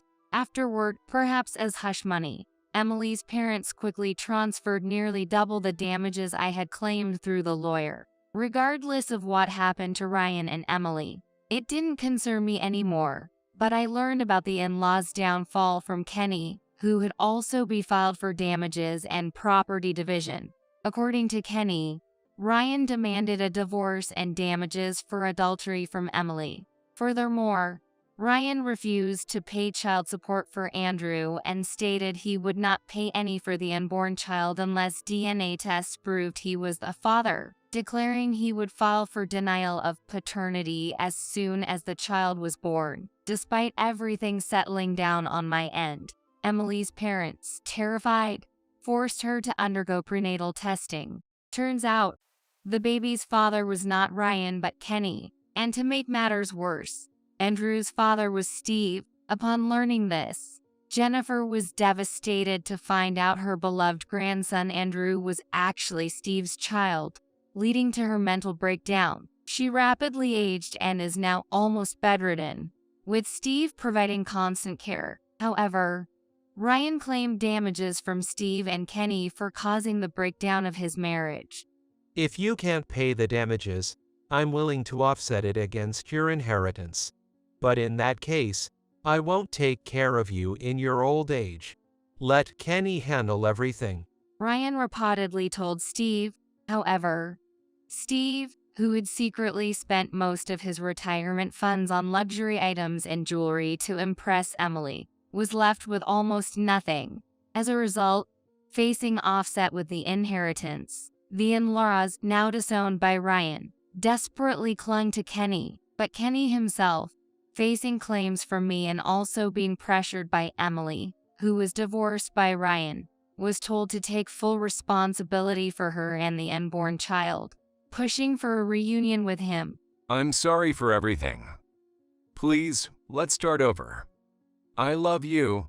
He begged me like that, but it was clear that what he wanted wasn't my love, but a wife who would bring money and serve his parents for free. With no lingering feelings for Kenny, I instructed through my lawyer to finalize everything and blocked all contact except for one social media account. After some time, the divorce was finalized. Despite some disputes, the alimony and property division payments were made in 2 installments. My lawyer mentioned that Emily continued to stay in the in-laws' house, pretending to be Kenny's wife, even though they weren't legally married.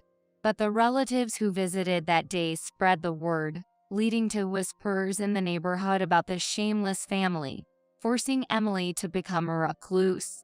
She neither helped with Jennifer's care nor looked after Andrew or the newborn, resulting in a report from the kindergarten concerned about Andrew's unkempt appearance to child services. Eventually, Emily's parents took custody of the 2 children, stating, "Emily is no longer our daughter or their parent.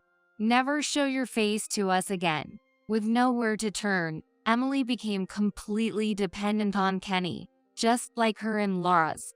It seems like Kenny's the sole breadwinner now, supporting 4 adults including his mother who needs care. Tough situation. According to a colleague at the same company as Kenny, one relative who worked for an affiliated company spread an exaggerated story, making Kenny the target of ridicule on gossip websites. Despite the tough situation, he couldn't quit his job and continued working under strained conditions. Meanwhile, Ryan seemed to view me as a fellow victim for some reason. However, there's no denying that he, along with Emily and her parents, looked down on me for not being able to have children. Naturally, I ignored him at work. But when rumors spread within our company too, Ryan couldn't bear the whispers and transferred to a subsidiary in the countryside. Later, when everything settled down for me, I was approached for a transfer to an overseas branch. Yeah, I mean, I always kinda hope to make it big overseas since my interview, but gotta admit, this whole thing took me by surprise. However, my superiors encouraged me, acknowledging the career I had steadily built since joining the company and my language skills developed in my spare time. Moreover, I was growing tired of being the subject of office gossip like Ryan, despite their sympathy. So I boldly accepted the job offer and decided to relocate. Kenny, hearing about my transfer, sent a barrage of cliched reconciliation pleas through the only unblocked social media channel. But I planned to leave it all behind when I moved abroad, including canceling my phone, despite everything that happened. Cutting ties with that family turned out to be a stroke of good fortune. With that in mind, I feel ready to face any challenges ahead. I gotta admit, it may sound blunt, but hey, that's just how I feel. I've been too submissive all this time. From now on, I intend to approach everything with a positive attitude and do my best. Why are you here? Despite our completely chilled marriage, my husband suggested celebrating my birthday at a fancy restaurant. I suspected he had some ulterior motive, but to my surprise, his affair partner was also waiting at the restaurant. I wanted to celebrate your birthday too, ma'am. This is a little birthday present from me and your husband. It was a divorce paper. What a tacky surprise. However, I counted by giving them something that would plummet my husband and his affair partner to rock bottom. Instead, I'll give you both this. It's my final gift to you. Upon seeing it, they would have to show a pitiful appearance to beg for my forgiveness. My name is Anna. Originally, I worked as an administrative assistant at a regular company, but now I'm a stay-at-home wife at the behest of my husband, Sam. Sam and I often cross paths at work since we joined the company at the same time and gradually became close due to shared interests. He was good at talking and being affectionate, and I fell for him and actively pursued him, leading to dating and marriage. With my fondness for him, I tended to follow his lead from the beginning of our relationship. I thought as long as our relationship was harmonious, it was fine, but because of that, Sam often made strong demands on me. With high evaluations from the company and on the fast track for promotion, Sam insisted that I resign after marriage to become a stay-at-home wife because he wanted to focus on his career. But I love my job right now, and I finally got assigned to a project. Just because, Anna, no matter how hard you work, you're never going to outdo me in career advancement, right? So, it'd be better for you to settle down at home and support me while you can. Is that really true? Internally, I still had the desire to continue working, but I convinced myself that maybe Sam was right, and ultimately, I retired. Even after marriage, Sam continued to assert his own beliefs. Hey, I'm thinking of going to my parents' house on the next day off, but what about you, Sam? You know I hate dealing with that kind of hassle. I'm tired from work, so I want my days off to be my own time. They're your parents, so you should just go by yourself. After the initial meeting and wedding ceremony, Sam never met my parents again. While I occasionally visited my parents' home to see my father and mother, Sam never accompanied me. I had resigned myself to his detached attitude towards relationships, but I couldn't help but feel saddened by how he disregarded my beloved parents.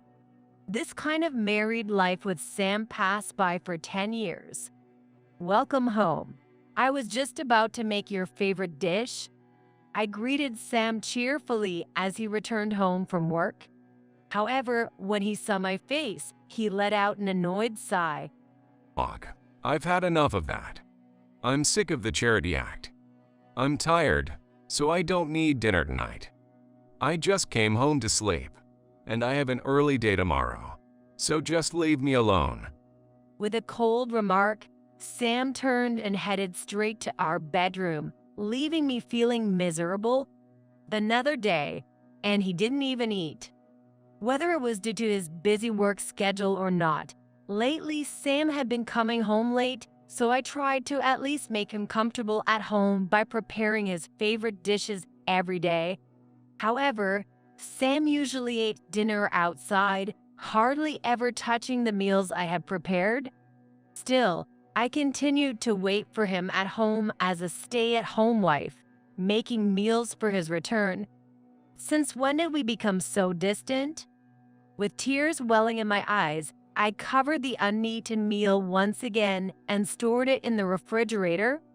Our marriage, which had initially gone smoothly, began to deteriorate as Sam climbed the corporate ladder and assumed a managerial position, bringing with it more stress, and he began to reject communication with me upon returning home, citing tiredness. Although I continued to try to talk to him, Sam only grew more irritated, and no matter what I did, it seemed to be in vain.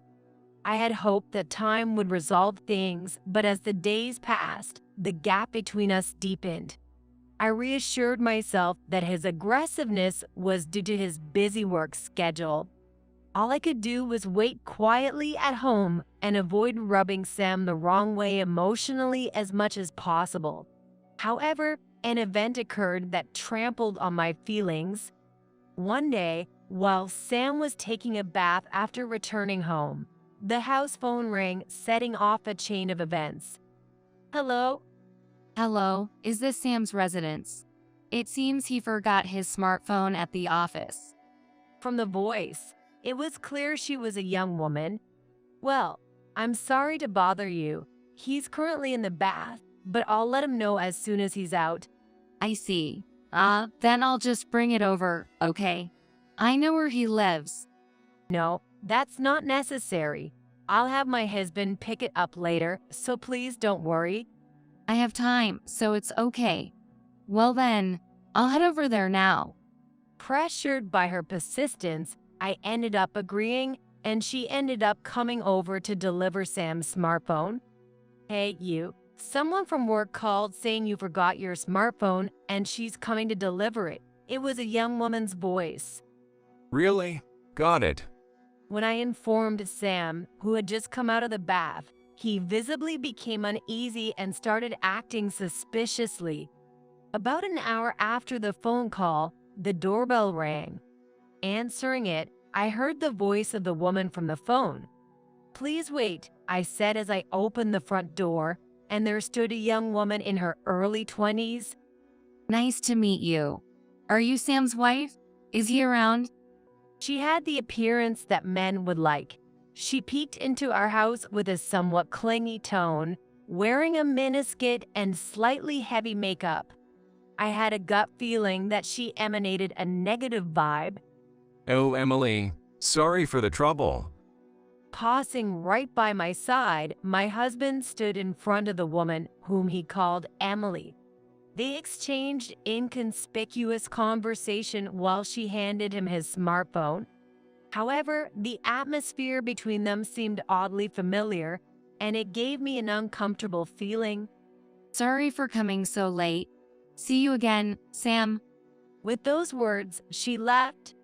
The front door slammed shut. All that remained was the strong scent of the expensive perfume she wore. It seems like you're quite friendly with her. What's with the sudden interrogation? Emily is just a colleague. Gee, you sure call each other pretty intimately, don't you? She sounded polite on the phone, but when she came over, she was deliberately calling him Sam in a way that seemed overly familiar to show off to me. She is just outgoing. Besides, everyone calls each other with intimacy. Not just me. Outgoing? Ha? Oh, so that's why she knew our home. Even though she's never been invited to her boss's house, she came without hesitation. Quite a sharp memory she has. What are you trying to say? My husband finally snapped at my probing behavior. I usually wouldn't interrogate my husband like this. But deep down, I had a vague suspicion that he might have an affair. Although I hadn't investigated the matter, I had a gut feeling that the woman named Emily from earlier was indeed his affair partner, and I became fervent in my pursuit. You always said you were late because of work, but maybe there's another reason behind it.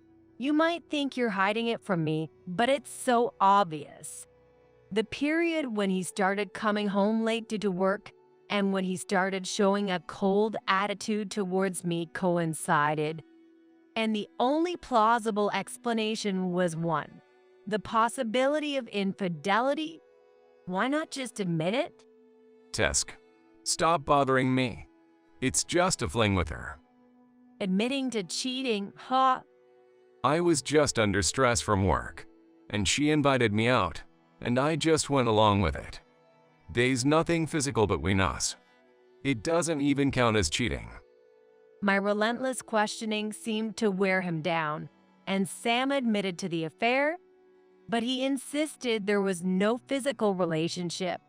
From the atmosphere between them, it was clear that they weren't just friends, but I had no evidence or means to pursue it at the moment. What are you going to do if I admit to cheating? Divorce me. As a stay-at-home wife with a gap in your work history, you can't just leave me and get a job, right? So, you'd be the one in trouble. Putting himself on a pedestal, Sam cruelly laughed at me and belittled me. He knew that I hadn't worked for the past 10 years as a stay-at-home wife. Even if I wanted to find a job, I might struggle.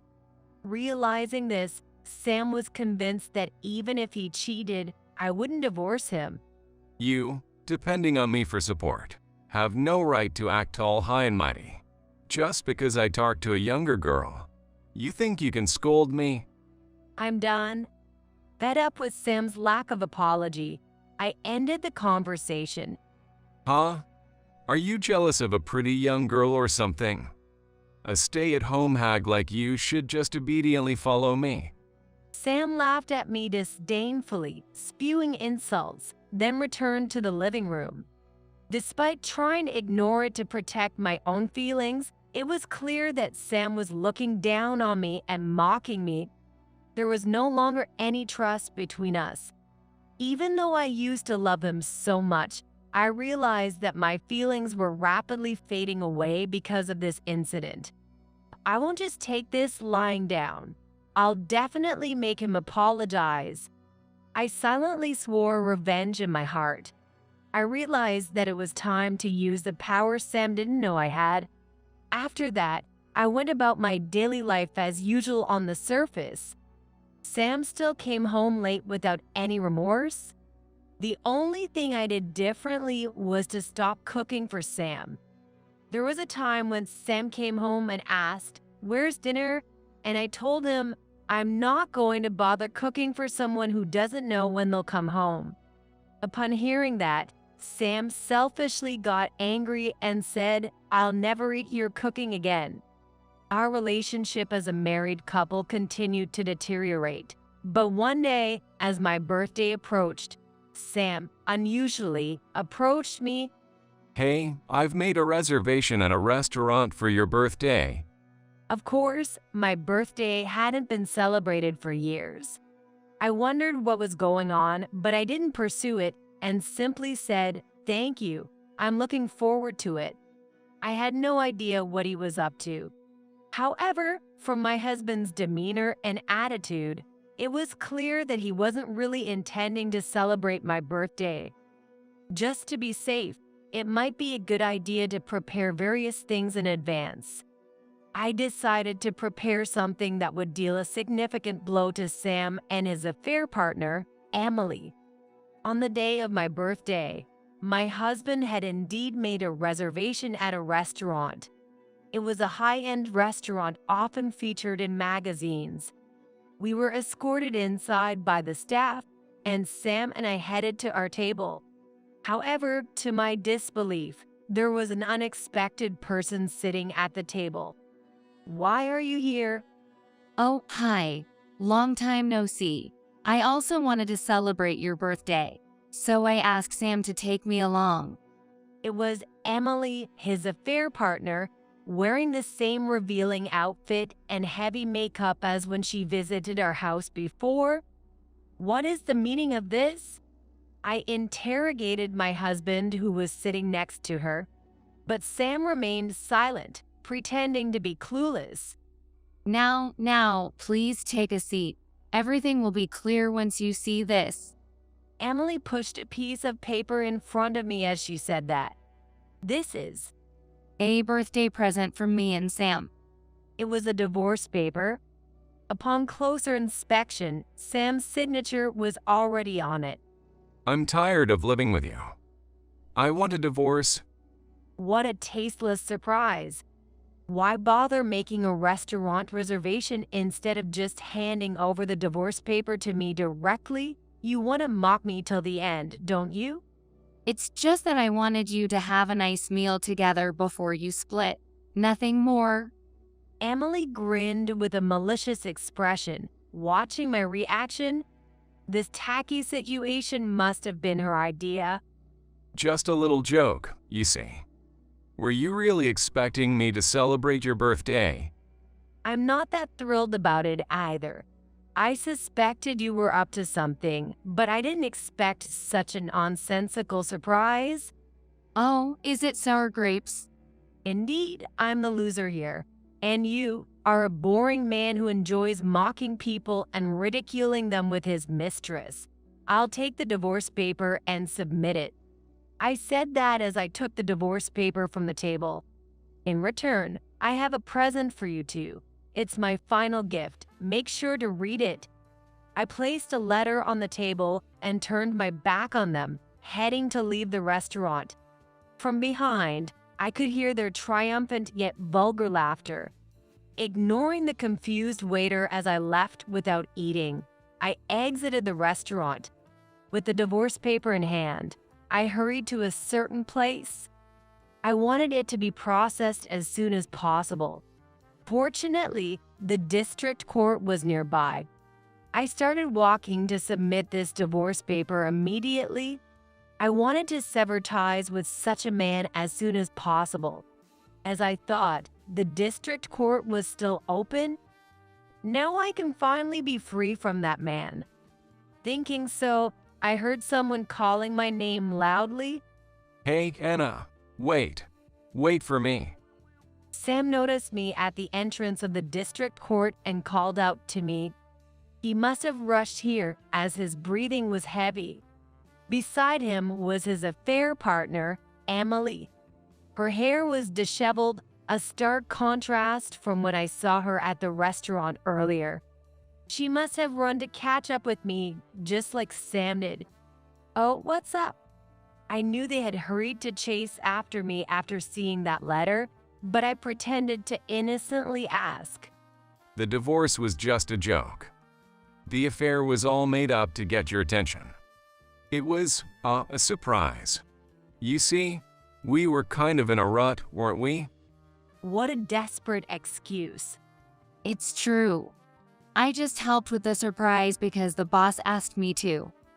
Ignoring their desperate excuses, I tried to enter the district court. Their sudden change in attitude was because they had read the letter I handed them. The letter revealed that the president of the company, the most important client of Sam's company, was actually my father. Although Sam knew that my father owned the company, he had never met him since our wedding, and my maiden name was so common that he hadn't realized that the president of their client company was my father. Knowing the truth, Sam must have turned pale, because with my father's influence, it would be effortless to fire both of them working at the same company. It's not too late to start over now. Please come back. Please, I beg you, this is true. Sam, in front of the bustling district court, knelt down on the ground without caring about the onlookers. His affair partner, Emily, also knelt down similarly. They both seemed desperate to avoid losing their jobs. Oh, it's too late. Sorry to make you show such a pathetic sight, but I've already submitted the divorce papers. You were about to enter the district court building just now. Don't lie. I'm sorry for getting your hopes up, but I actually forgot my bag at the counter and needed to go back for it. Sorry for the misunderstanding, but you and I are complete strangers. See, I showed them my empty hands to indicate that I didn't have my bag. It seemed like they had mistaken me for being at the entrance of the district court, but in fact, I had already submitted the divorce papers at the counter. What the? Damn it. You'll be the one embarrassed later for divorcing a faithful husband. That's right. Falling for a simple surprise. Can you take a joke? Despite their frantic attempt to catch up and prevent me from submitting the divorce papers, they ended up futilely cursing and changing their attitude again. Oh, you're still trying to play innocent, huh? I've already gathered all the evidence to prove your relationship with her. Evidence. Yes, you probably thought I'd turn a blind eye to your affair because you thought I'd have trouble living without you after the divorce. Too bad. I'm not the type to be humiliated like that without doing anything about it. I had secretly hired a detective agency to monitor their actions. The investigation confirmed that both Sam and Emily were indeed meeting each other regularly. There were even photos of them entering hotels together in an intimate manner. They couldn't deny their physical relationship anymore. No matter how much you deny the affair, all the evidence is there. I'll be speaking to you through my lawyer from now on, so look forward to it. You'll both be paying hefty compensation. I smiled at the pale-faced pair who had realized the severity of their situation. No, don't leave me. I just lost my mind for a moment, but you're still the most important to me. With that, Sam stood up and begged me, tears streaming down his face. Stop it. How pathetic.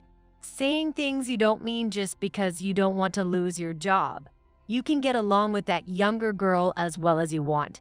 Despite trying to shake him off, Sam continued to cry and cling to me without letting go. Just as I was at a loss for what to do, a passing police officer noticed the commotion and approached us. I explained the situation and they restrained Sam. Og. How did it come to this? It seemed like Sam was now prostrating himself on the ground, crying, "It's all your own doing. Goodbye." Leaving the situation to the police, I bid farewell to Sam and left the scene. Afterwards, I pursued compensation from them through a lawyer. With all the evidence of their infidelity, they realized they couldn't wriggle out of it and reluctantly agreed to pay compensation. When I told my parents about the divorce and the reasons behind it, they were furious. Since my parents never had a good impression of Sam, they demanded to know what kind of education was being provided at Sam and Emily's company. The executives at the company were taken aback by my father's sternness, and both Sam and Emily pleaded for leniency, promising strict disciplinary action against them. Sam was demoted from his managerial position and transferred to a regional branch, completely derailing his career path. Similarly, Emily was also sent to a remote location, but the circumstances surrounding their transfer had already become a big topic of gossip within the company, and they were viewed with suspicion as an adulterous couple. Eventually, unable to bear the cold atmosphere between them and the company, they both ended up resigning voluntarily. I heard through the grapevine that their lives took a turn for the worse after resigning. At first, it seems like Emily started working night shifts and was supporting Sam. But Sam couldn't bear the blow to his pride from falling from his elite status, so he lost all motivation to work and became a jobless. It seems that Emily couldn't stand arguing with Sam, who had become like that. In the end, Emily left Sam and walked away. Left by Emily, Sam became distrustful of people and, unable to work, now lives on welfare while being a shut-in. I couldn't help feeling a little sorry for his unexpected downfall from his previous self, but ultimately, it was the result of his own actions of disregarding me, his wife, and doing as he pleased. But I also acknowledge my own faults. By yielding to Sam's unilateral demands and endearing our marriage, I inadvertently allowed his arrogant behavior to escalate. Now, I work as an office worker at my father's company. I've become close with a single manager I met there, and we're planning to get married soon. We communicate openly and have a relationship based on mutual respect. It's all thanks to the lessons learned from my failed marriage with Sam. I'm sure I can finally find happiness with a trustworthy partner this time. Seeing him enjoy my cooking every day, saying it's delicious, delicious, I can't help but think so. My fiance's parent lived on the top floor of an impressive condominium. Welcoming us was his mother, who had raised him as a single-parent family.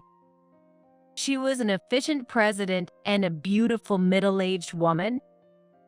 Feeling nervous in front of such a wonderful woman, he chuckled and said she may be plain, but she could be a good housekeeper as he looked at me.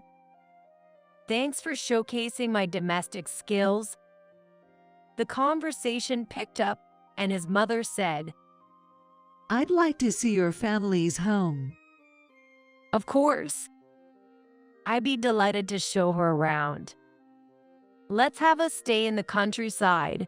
Please relax and take it easy. It sounds like it'll be a fun little trip. My name is May. I'm 28. I moved to the city after high school for college and later got a job at a design company.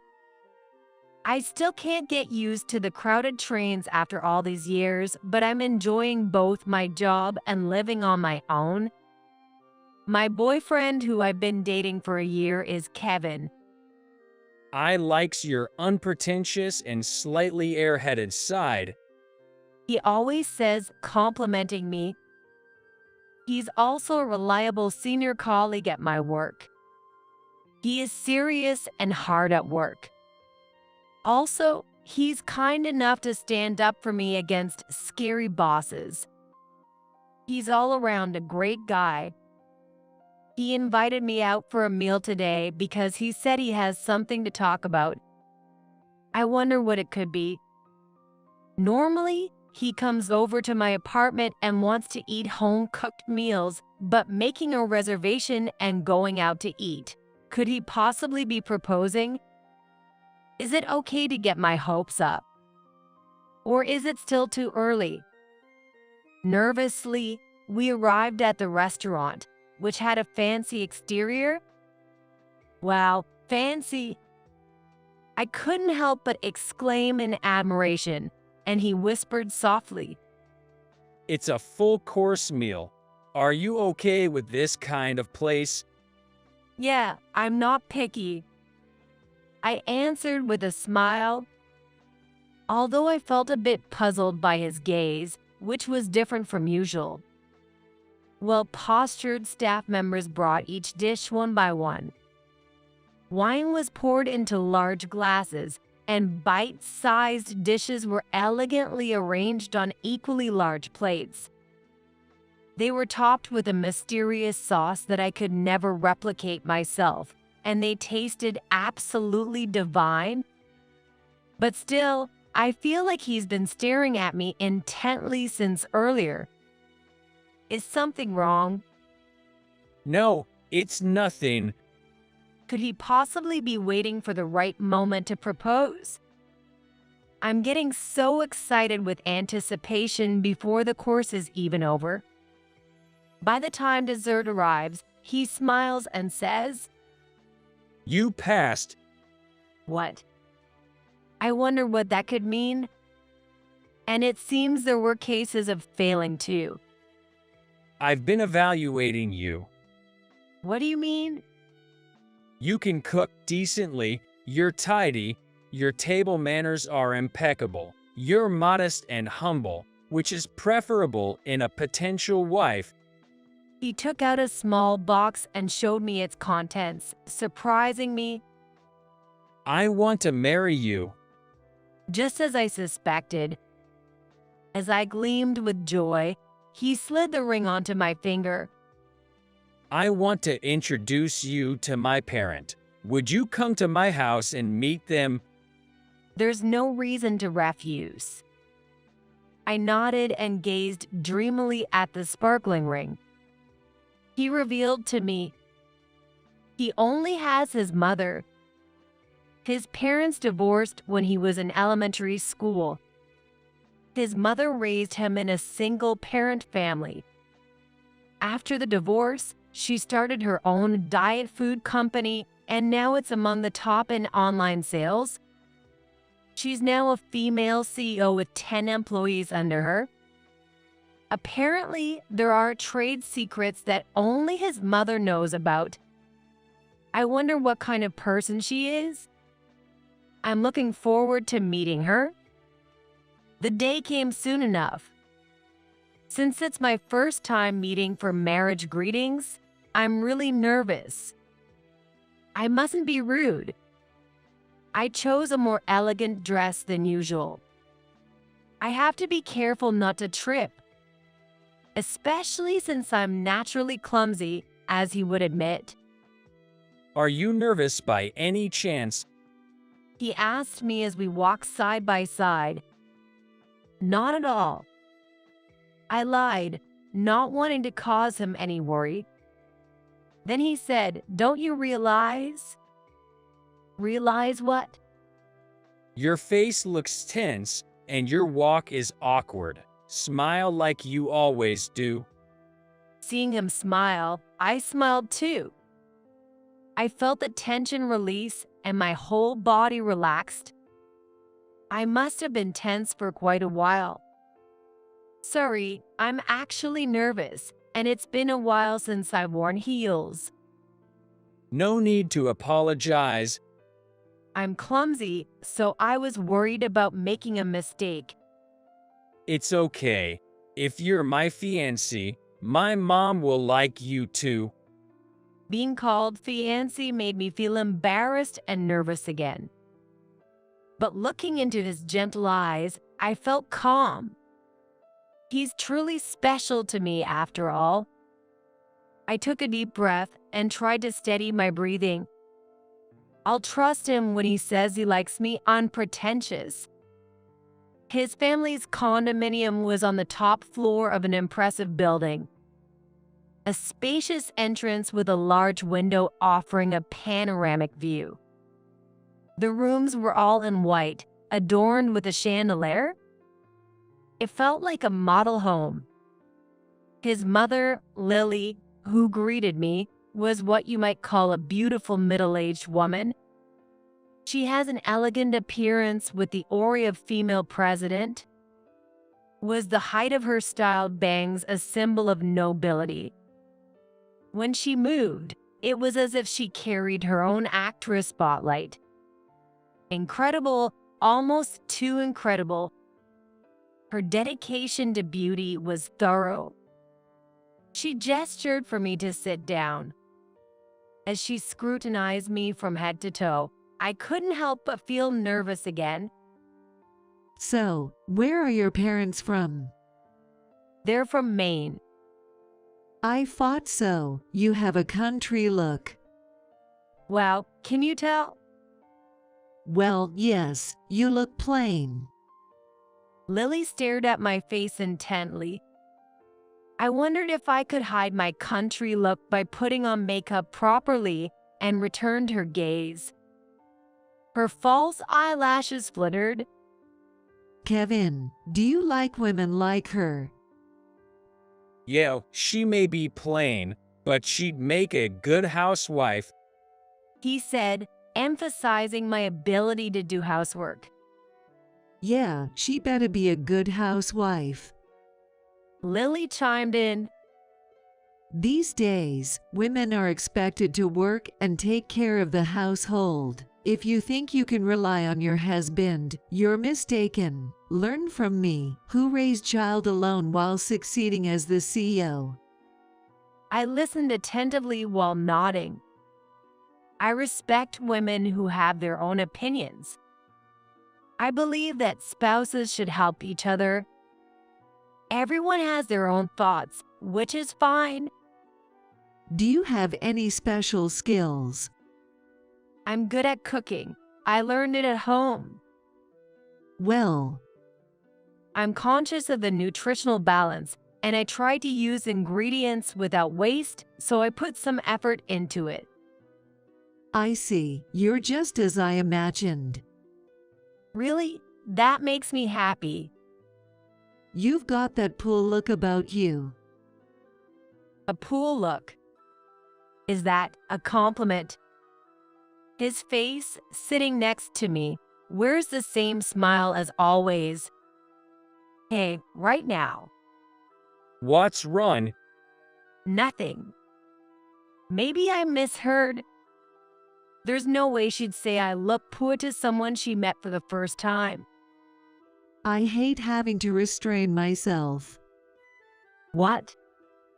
Because I hate it, I worked desperately to become wealthy. I see. Before I knew it, Lily was holding a large wine glass. She effortlessly downed the bright ruby-colored wine. Is she drunk? For me, wine is like water. Oh, really? It's the president's pastime. Is that so? To discuss wine at my level, you're about 30 years too early. I see. Yeah, to mature like wine, people need a lot of money, don't they? Oh, is that so? What do you think? I don't quite get what they're talking about. Anyway, let's just ignore the wine talk. Well, my parents taught me to use money wisely. That's good. Just follow your parents' advice and use your money carefully, little by little. And when the time is right, quit your current job and come work for my company. I'll think about it. Just so you know, when I say work for me, I mean it. Don't expect to get paid. Oh, I see. That's how it is. Well, if it's just helping out and I don't have to quit my job, then it should be fine. Yes, I understand. That's a good response. When the time comes, I'll teach you the secrets of my business that only I know. Is that okay? Thank you. You're so naive and amusing. You must have grown up in a relaxed countryside. I'd like to see your hometown. Sure, you're welcome to visit. Sorry. Please come visit my hometown. If Lily wants it, I definitely want to accommodate. I invited the two to my rural hometown. Since they're going to be FMY Emily, my parents at home will surely welcome them warmly. But for some reason, she declined. Why not? I didn't mean it that way. There's no need to hesitate if she said they want to see it. I persist. Please come without saying such things. No, I mean the countryside. Isn't it inconvenient? But you said you wanted to see my hometown. Yeah, but we'll entertain you to the fullest. Freshly picked vegetables, fruits. It's delicious and good for your beauty. But we have plenty of lobsters, all you can eat. Well, lobster's all you can eat. Upon hearing that, Lily gladly agreed. When I called my parents, they were naturally thrilled. Bringing your fiance, that's exciting. My mother was surprised but very pleased. His mom, Lily, is a female CEO. I must be careful not to be rude. My father was flustered. I'm also looking forward to it. Please treat them well. I requested for a courteous hospitality from my future husband and my particular mother-in-law the day before departure. Hey, what's your hometown like? He asked me, "What do you mean, like normal?" I'm not good with countryside, you know. Really? It was a shock. The fact couldn't be changed. It must be inconvenient to get around, right? Shopping must be tough, too. Yeah, I definitely wouldn't want to live there. I couldn't reply. Was he always this kind of person? Being casually belittled about my hometown, I felt a bit hurt. I decided to ask about something that had been bothering me for the past few days. You've been acting different lately. How so? Since I visited your house, your attitude seems cold, or rather, there have been more comments that bother me. He let out an exaggerated sigh. I'm disappointed in you. I just expressed my opinion. I'm sorry. That wasn't my intention. If you're going to be my wife, you should understand me, right? Yeah, I guess so. That's why people from the countryside are like, Oh no, I've upset him. I phrased that wrong. Wait, what does being from the countryside have to do with understanding your spouse? Despite feeling uneasy, tomorrow is the departure day. Maybe he's nervous just like I was. That must be it. It's okay, don't worry. I've already taken action. Besides, my parents are very kind, and I'm sure he'll feel so comfortable that he won't want to leave. Let's change the negative image of the countryside. Departure day. I've booked a business class flight, of course, and we're finally heading to my parents' home. I shouldn't have agreed to go after all. I'd been attracted to lobsters. Lily keeps muttering to herself. She must be tired from work. Poor thing. If she could see the clear air and vast sky of the countryside, her mood would surely improve. It's a nice place, different from the city. What? I think you'll like it, Lily. Like what? Days only Costco if you want to go shopping anyway, right? That's true. And it's a 30-minute drive away. The countryside doesn't have much, unlike the city. Shall we do a room tour? Both the house and the garden are spacious. It's fun. No way. Countryside houses are just big, that's all. That's when he intervened. come on, Mom, let's just go see it once. Well, yes, she'll have to do her best as a daughter-in-law, after all. Yay, that's right. Well, if Kevin says so, there's nothing I can do. It seems her mood has improved thanks to him. But they really do have such a good relationship, it's enviable. Until we reached our destination, they kept making jokes, making me laugh. Then out of nowhere, he turns to me and says, I'm always in trouble because you're so laid back. And Lily chimes in with something funny. Isn't it because of the time difference between the countryside and the city? There's no time difference, you know. That's funny. I know, right? Lily really knows how to keep the mood light. Later on, he says, Mom, you look like you're struggling with that luggage. I'm carrying heavy stuff too, you know? And Lily adds, yeah, true. But is there a daughter-in-law out there willing to carry the burden of her husband and mother-in-law? She looks puzzled as she says, I wonder where she is. It's truly a puzzling problem. Where can you find a daughter-in-law who can carry so much luggage? We had a good time while having such exchanges. Maybe they're feeling grumpy because of the travel. Let's get you settled in at home quickly. When the plane landed at the airport, a car from my parents' house was waiting for us. The driver opened the door and greeted us with "Welcome back." He seemed curious and asked, "Is he your dad?" I replied, "Yeah, he's our private driver." His surprised expression said it all. Private driver. Lily chimed in, "Well, you need a car to get around, right? It's not uncommon in the countryside. Probably your parents have given up their licenses." Oh, yeah, I guess so. My parents drive cars and other vehicles, but I don't think I need to correct them.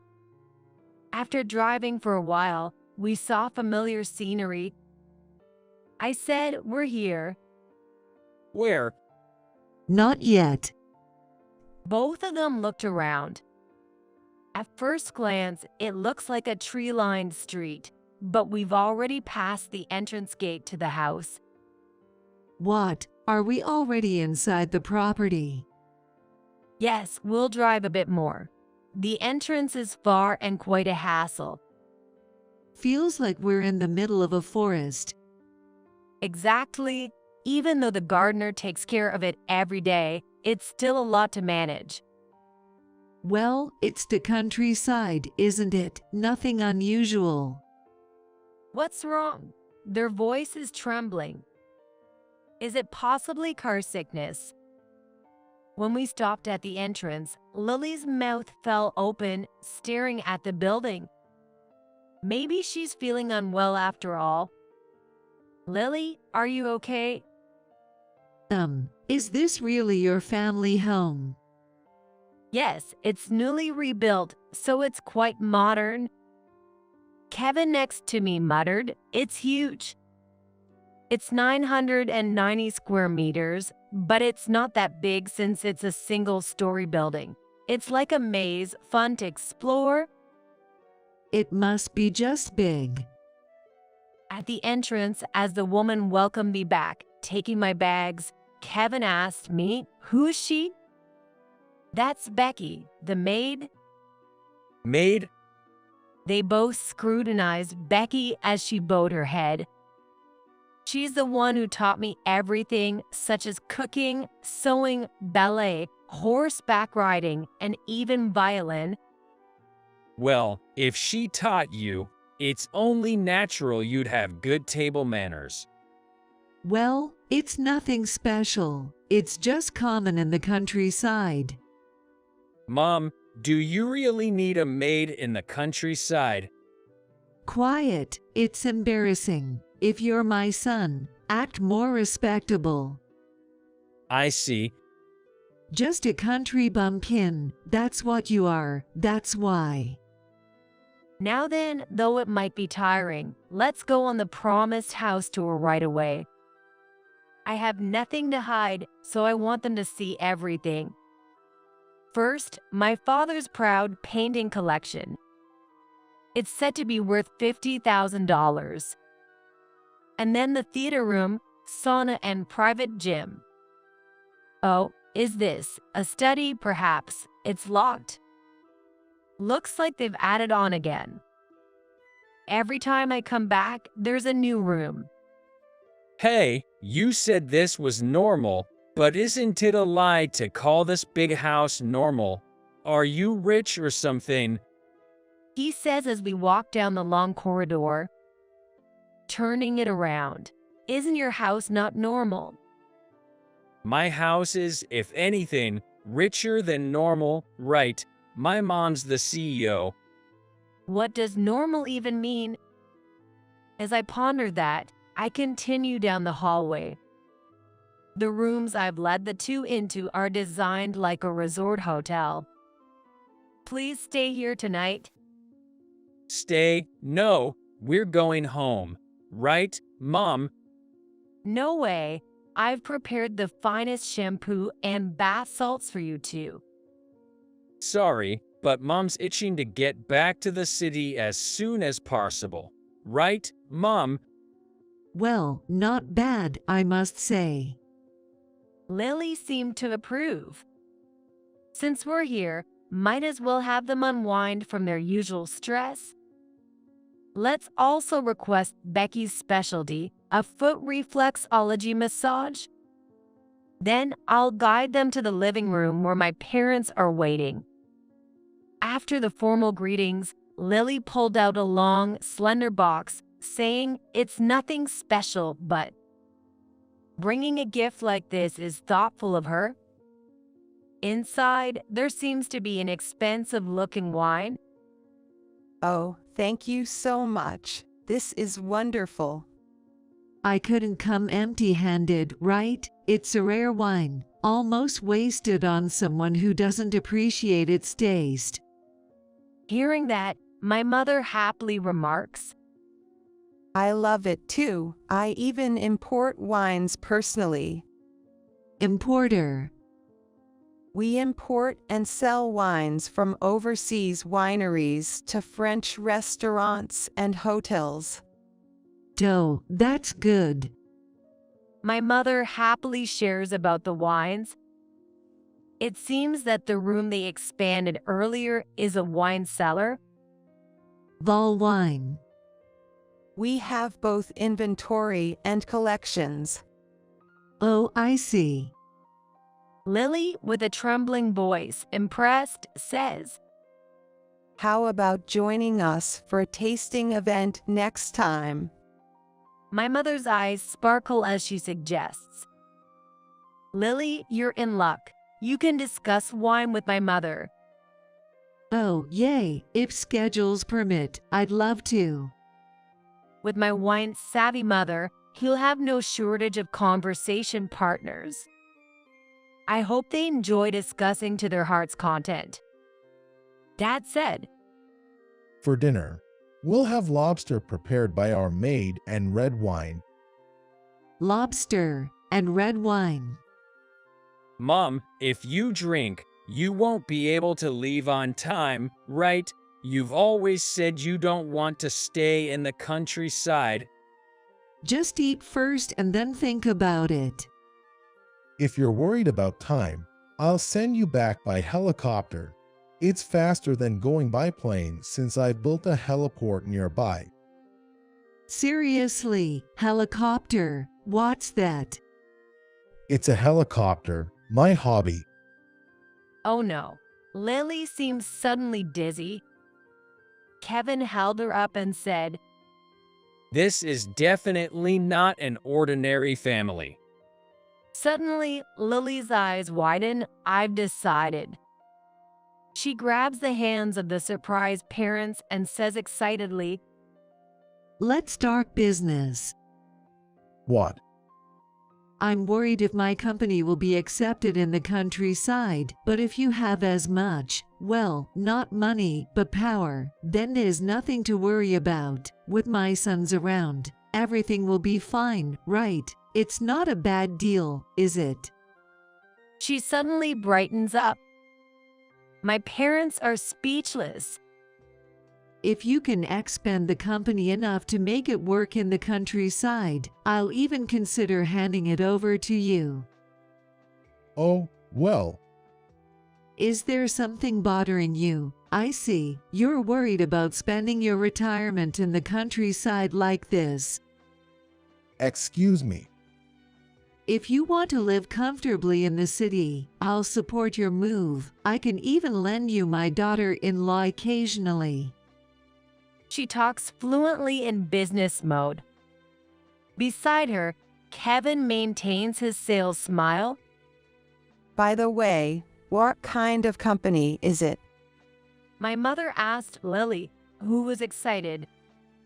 As if waiting for it, Lily started explaining about diet foods. I also sell beauty-related products. Diet products have evolved, haven't they? Lily's eyes widened at his mother's words. Didn't you mention earlier that your job was in wine sales? I've only recently started with wine. Wow, you're doing so well in various fields. That's amazing. Oh, not really. We're counting on your efforts. Lily tried to take my mother's hand, but my father gently intervened. Let's talk about this another time, slowly. Forget about work today.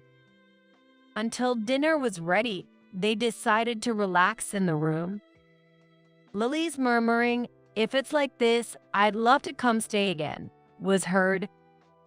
If negative feelings about the countryside have diminished, there couldn't be anything happier. When the table setting was done, Becky, the maid, called us over. Come with me. We headed to the guest room. I wondered if they had come to call me because dinner was ready, but I was instructed to wait in front of the door. "Excuse me," she said, and only she entered. Oh, it's you, the maid, right? Did you come for the foot massage? Yes, that's right. Please give me a massage. What am I supposed to do here? I could hear the conversation inside the room. It was Becky who spoke up. I have something to say. Could you consider this marriage never happened? What? Hey, what's this maid trying to say? He interjected with a half smile. Be quiet. What? Watch your mouth. What's going on? How did she say that? I couldn't even utter a word due to my astonishment. Seems like you know the secrets of great business. What are you trying to say? Besides, you guys seem to have a lot of intimate partners. Hey, hold on. Did you hire a detective or something? That's our privacy. Don't act so defiantly. Premarital background checks are quite common. What's going on here? Is this for real? I couldn't help but listen nervously to the conversation through the door. What do you want? Sorry. Fine. Stop being a maid in this countryside and work under me. Ouch. You have a pool liver. It seems like she's in the middle of a reflexology massage. I'll pass. Why not? We're counting on someone like you who's seen the business of this family. You get it, right? Also, the pay will be good. Your company is already finished. Excuse me. The secrets of business, was it? I guess knockoff products must sell well. Why would you say that? Ouch. Stop pushing so hard. Engaging in such fraudulent business practices will eventually ruin you. Are you going to ignore accusations of plagiarism and fraud? What's wrong with making smart money? Smart? Isn't it just cunning, which is a mistake? No, ouch. Liars tend to feel pain at this pressure point. What? I held my breath. My blood ran cold. It wasn't just the conversation's content. I knew her reflexology massage was excruciatingly painful. Al, stop it, please. Upon hearing Lily's scream, I couldn't bear it any longer and burst into the room. Becky. Kevin was surprised by my sudden appearance, but quickly rushed over to me. Listen to me. This woman is trying to set up my mom. If things continue like this, our marriage will be ruined. He pleaded with tears in his eyes. Soon, the company will be mine. Even if you're slow, you understand, right? Protecting my mom means protecting our future. Your parents will rely on me and my mom if they come to the city they've always admired. So you should step in and handle things smoothly, right? Despite his rapid-fire speech that made me hesitate, there's something I need to make clear. My parents, you see, handed over the company they ran in New York to my brother and moved to the countryside to relax. What? So there's no longing for the city on their end. Hey, weren't you supposed to be a big shot in the countryside? Why do you have such prejudice and preconceptions about rural areas? I just can't understand you anymore. Is it true that you have another intimate woman? Do you really love me? His voice grew rough, as if the question had struck a nerve. Shut up. I never thought you were this kind of woman. Instead of answering whether he loved me, I was met with harsh words. I was stunned. I couldn't speak from the shock. Stop it. Becky said. Stay out of this. He suddenly changed. And who do you think you are? Becky didn't back down. What? I'm the guest, aren't I? No, you're not. I retorted firmly to his astonishment. You're a con artist who looks down on people and deceives them. Did you hear that? She's calling us con artists. Isn't that awful, addressing your future husband like that? He stared at me. Yes, it's awful. Lily exclaimed. Hearing that, I replied, yes, indeed, unacceptable. See, this maid should be fired. No, this marriage is unacceptable. How come? Really? Didn't you hear? Absolutely not. No way. I requested the background check. I asked Becky to arrange it with the agency. Why? Couldn't you trust me? He asked in a trembling voice.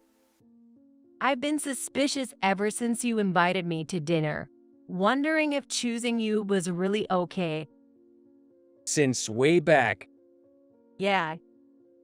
Why? I said you passed, didn't I? I chuckled at his desperation. You've been failing since way back. Sorry. Hey, what are you saying? Lily interjected. Why are you such arrogant people? Aren't you embarrassed? Well. Seems like she's at a loss for words. What a big mouth this chick is. What are you saying to Mom? Take it back. Even though I was being yelled at, I felt surprisingly calm. Not scared at all. In fact, I felt nothing but disdain for this woman. First, take back what you said to me about being a poor-looking maid, all of it. You deceived me. So this is your true nature, wearing a mask of innocence. That's my line. Ever since meeting Lily, you've suddenly become so rough with me. Did you gain confidence because you found an ally? Don't get cocky. I calmly stared at him, his face flushed with anger. I'm disappointed in you, making such a big deal out of city versus countryside. A plain woman like you, I could have you kicked out of the company, so be prepared, okay? You don't even have the authority, yet you're trying to act all high and mighty. Aren't you embarrassed? The two of them glared at me with heavy breaths. I am really disgusted. I'm leaving. If I stay in this countryside any longer, I'll turn into a hick, no more. Lily grabbed her things and her jacket, hurling insults like a child. My parents rushed over upon hearing this. What's wrong? Nothing at all. If you are leaving, please take this with you. And she handed over a paper bag. Oh, lobster, did you wrap it up for me? No, it's wine that you brought. What? My mother replied apologetically. This wine was stored improperly, and it's in terrible condition. We don't want something like this in the house, so please take it back. You're telling me to take back what I gave you. Actually, it's surprising you brought such worthless wine. What? Your value is just like that wine. My mother's poorly timed joke left them both with strained smiles, but they didn't bother to smooth things over. With that final blow, the two of them left, unable to say anything in return, looking frustrated. They didn't listen to any attempts to stop them. It seemed like they were just trying to escape. However, it's a 3-hour walk from here to the station, and the bus comes only every 2 hours. I wish I had called a taxi for them, but it's irrelevant now, and they can do as they please. My parents were puzzled as to why they suddenly left. I'll explain it slowly after showing them the background investigation report. For now, let's just enjoy the lobsters. Afterward, of course, I returned the ring and we pretended like there was never any talk of engagement. Although my parents didn't ask further, I'm sure they understand everything. However, I feel sorry for what I did to Becky, who had prepared so much. Next time, bring your partner sooner, and I'll help you assess them. She gave me such reassuring words, so I won't hesitate to do that. By the way, conducting a background check on a potential spouse was something my parents had told me repeatedly since I was a student. No matter how much you love them, always do it for your future, to avoid getting hurt. At the time, I didn't understand, but now I'm grateful. If we had got married back then, it would have been a marriage full of regrets. My parents, who have been doing business in the city while being seasoned, are very calm now. They should have seen through Lily's shallowness. It's about doing your job properly. After a while, I received an apology from Kevin. You're the only one for me. My mom is an honest person. He clung to me with such remarks, but it made no sense. What was good about this person again? Maybe Lily told you to say that? No. Because she's rich and seems useful, so hold on to her as a connection? Hey, how did you know? It's easy to understand the shallow thoughts of people like you. I didn't think he was such a jerk. It made me realize how blind I was. A mama's boy trapped in his own arrogance and prejudice. Twice the trouble when paired with his mom. He's the worst choice for a husband. Unless he realizes and changes, any woman he dates will be unfit from the moment they meet. Do your best, and please don't contact me again. I said, then blocked his calls. When I explained the situation to my company, I got transferred to another department on a different floor, which I had been hoping for. I won't have to worry about running into him anymore. Right? The next department doesn't have any strict old ladies, so I'll stop dressing so plainly and start being stylish. I actually like fancy clothes and makeup. By the way, his reputation at work has taken a nosedive. I haven't told anyone about the situation at my home. He's the one who exposed himself. Even though she looks poor, her family is rich. I thought I found a good housekeeper, but oh well. Talking so loudly like that, it's no wonder his reputation is taking a hit. He won't find a marriage partner in this company. taking over a failing company from his mother doesn't make much sense now. While city apartments might be nice, everyone has their own comfort and values, so criticizing or denying others' choices is wrong. What's normal anyway? It's not right to impose your idea of normalcy on others. I love my one-room apartment where I live now. It's my own little castle. Who can decide on superiority or inferiority, or pass or fail? Everyone is different, and that's okay. We all learned that when we were little, right? We have our rules, they have theirs.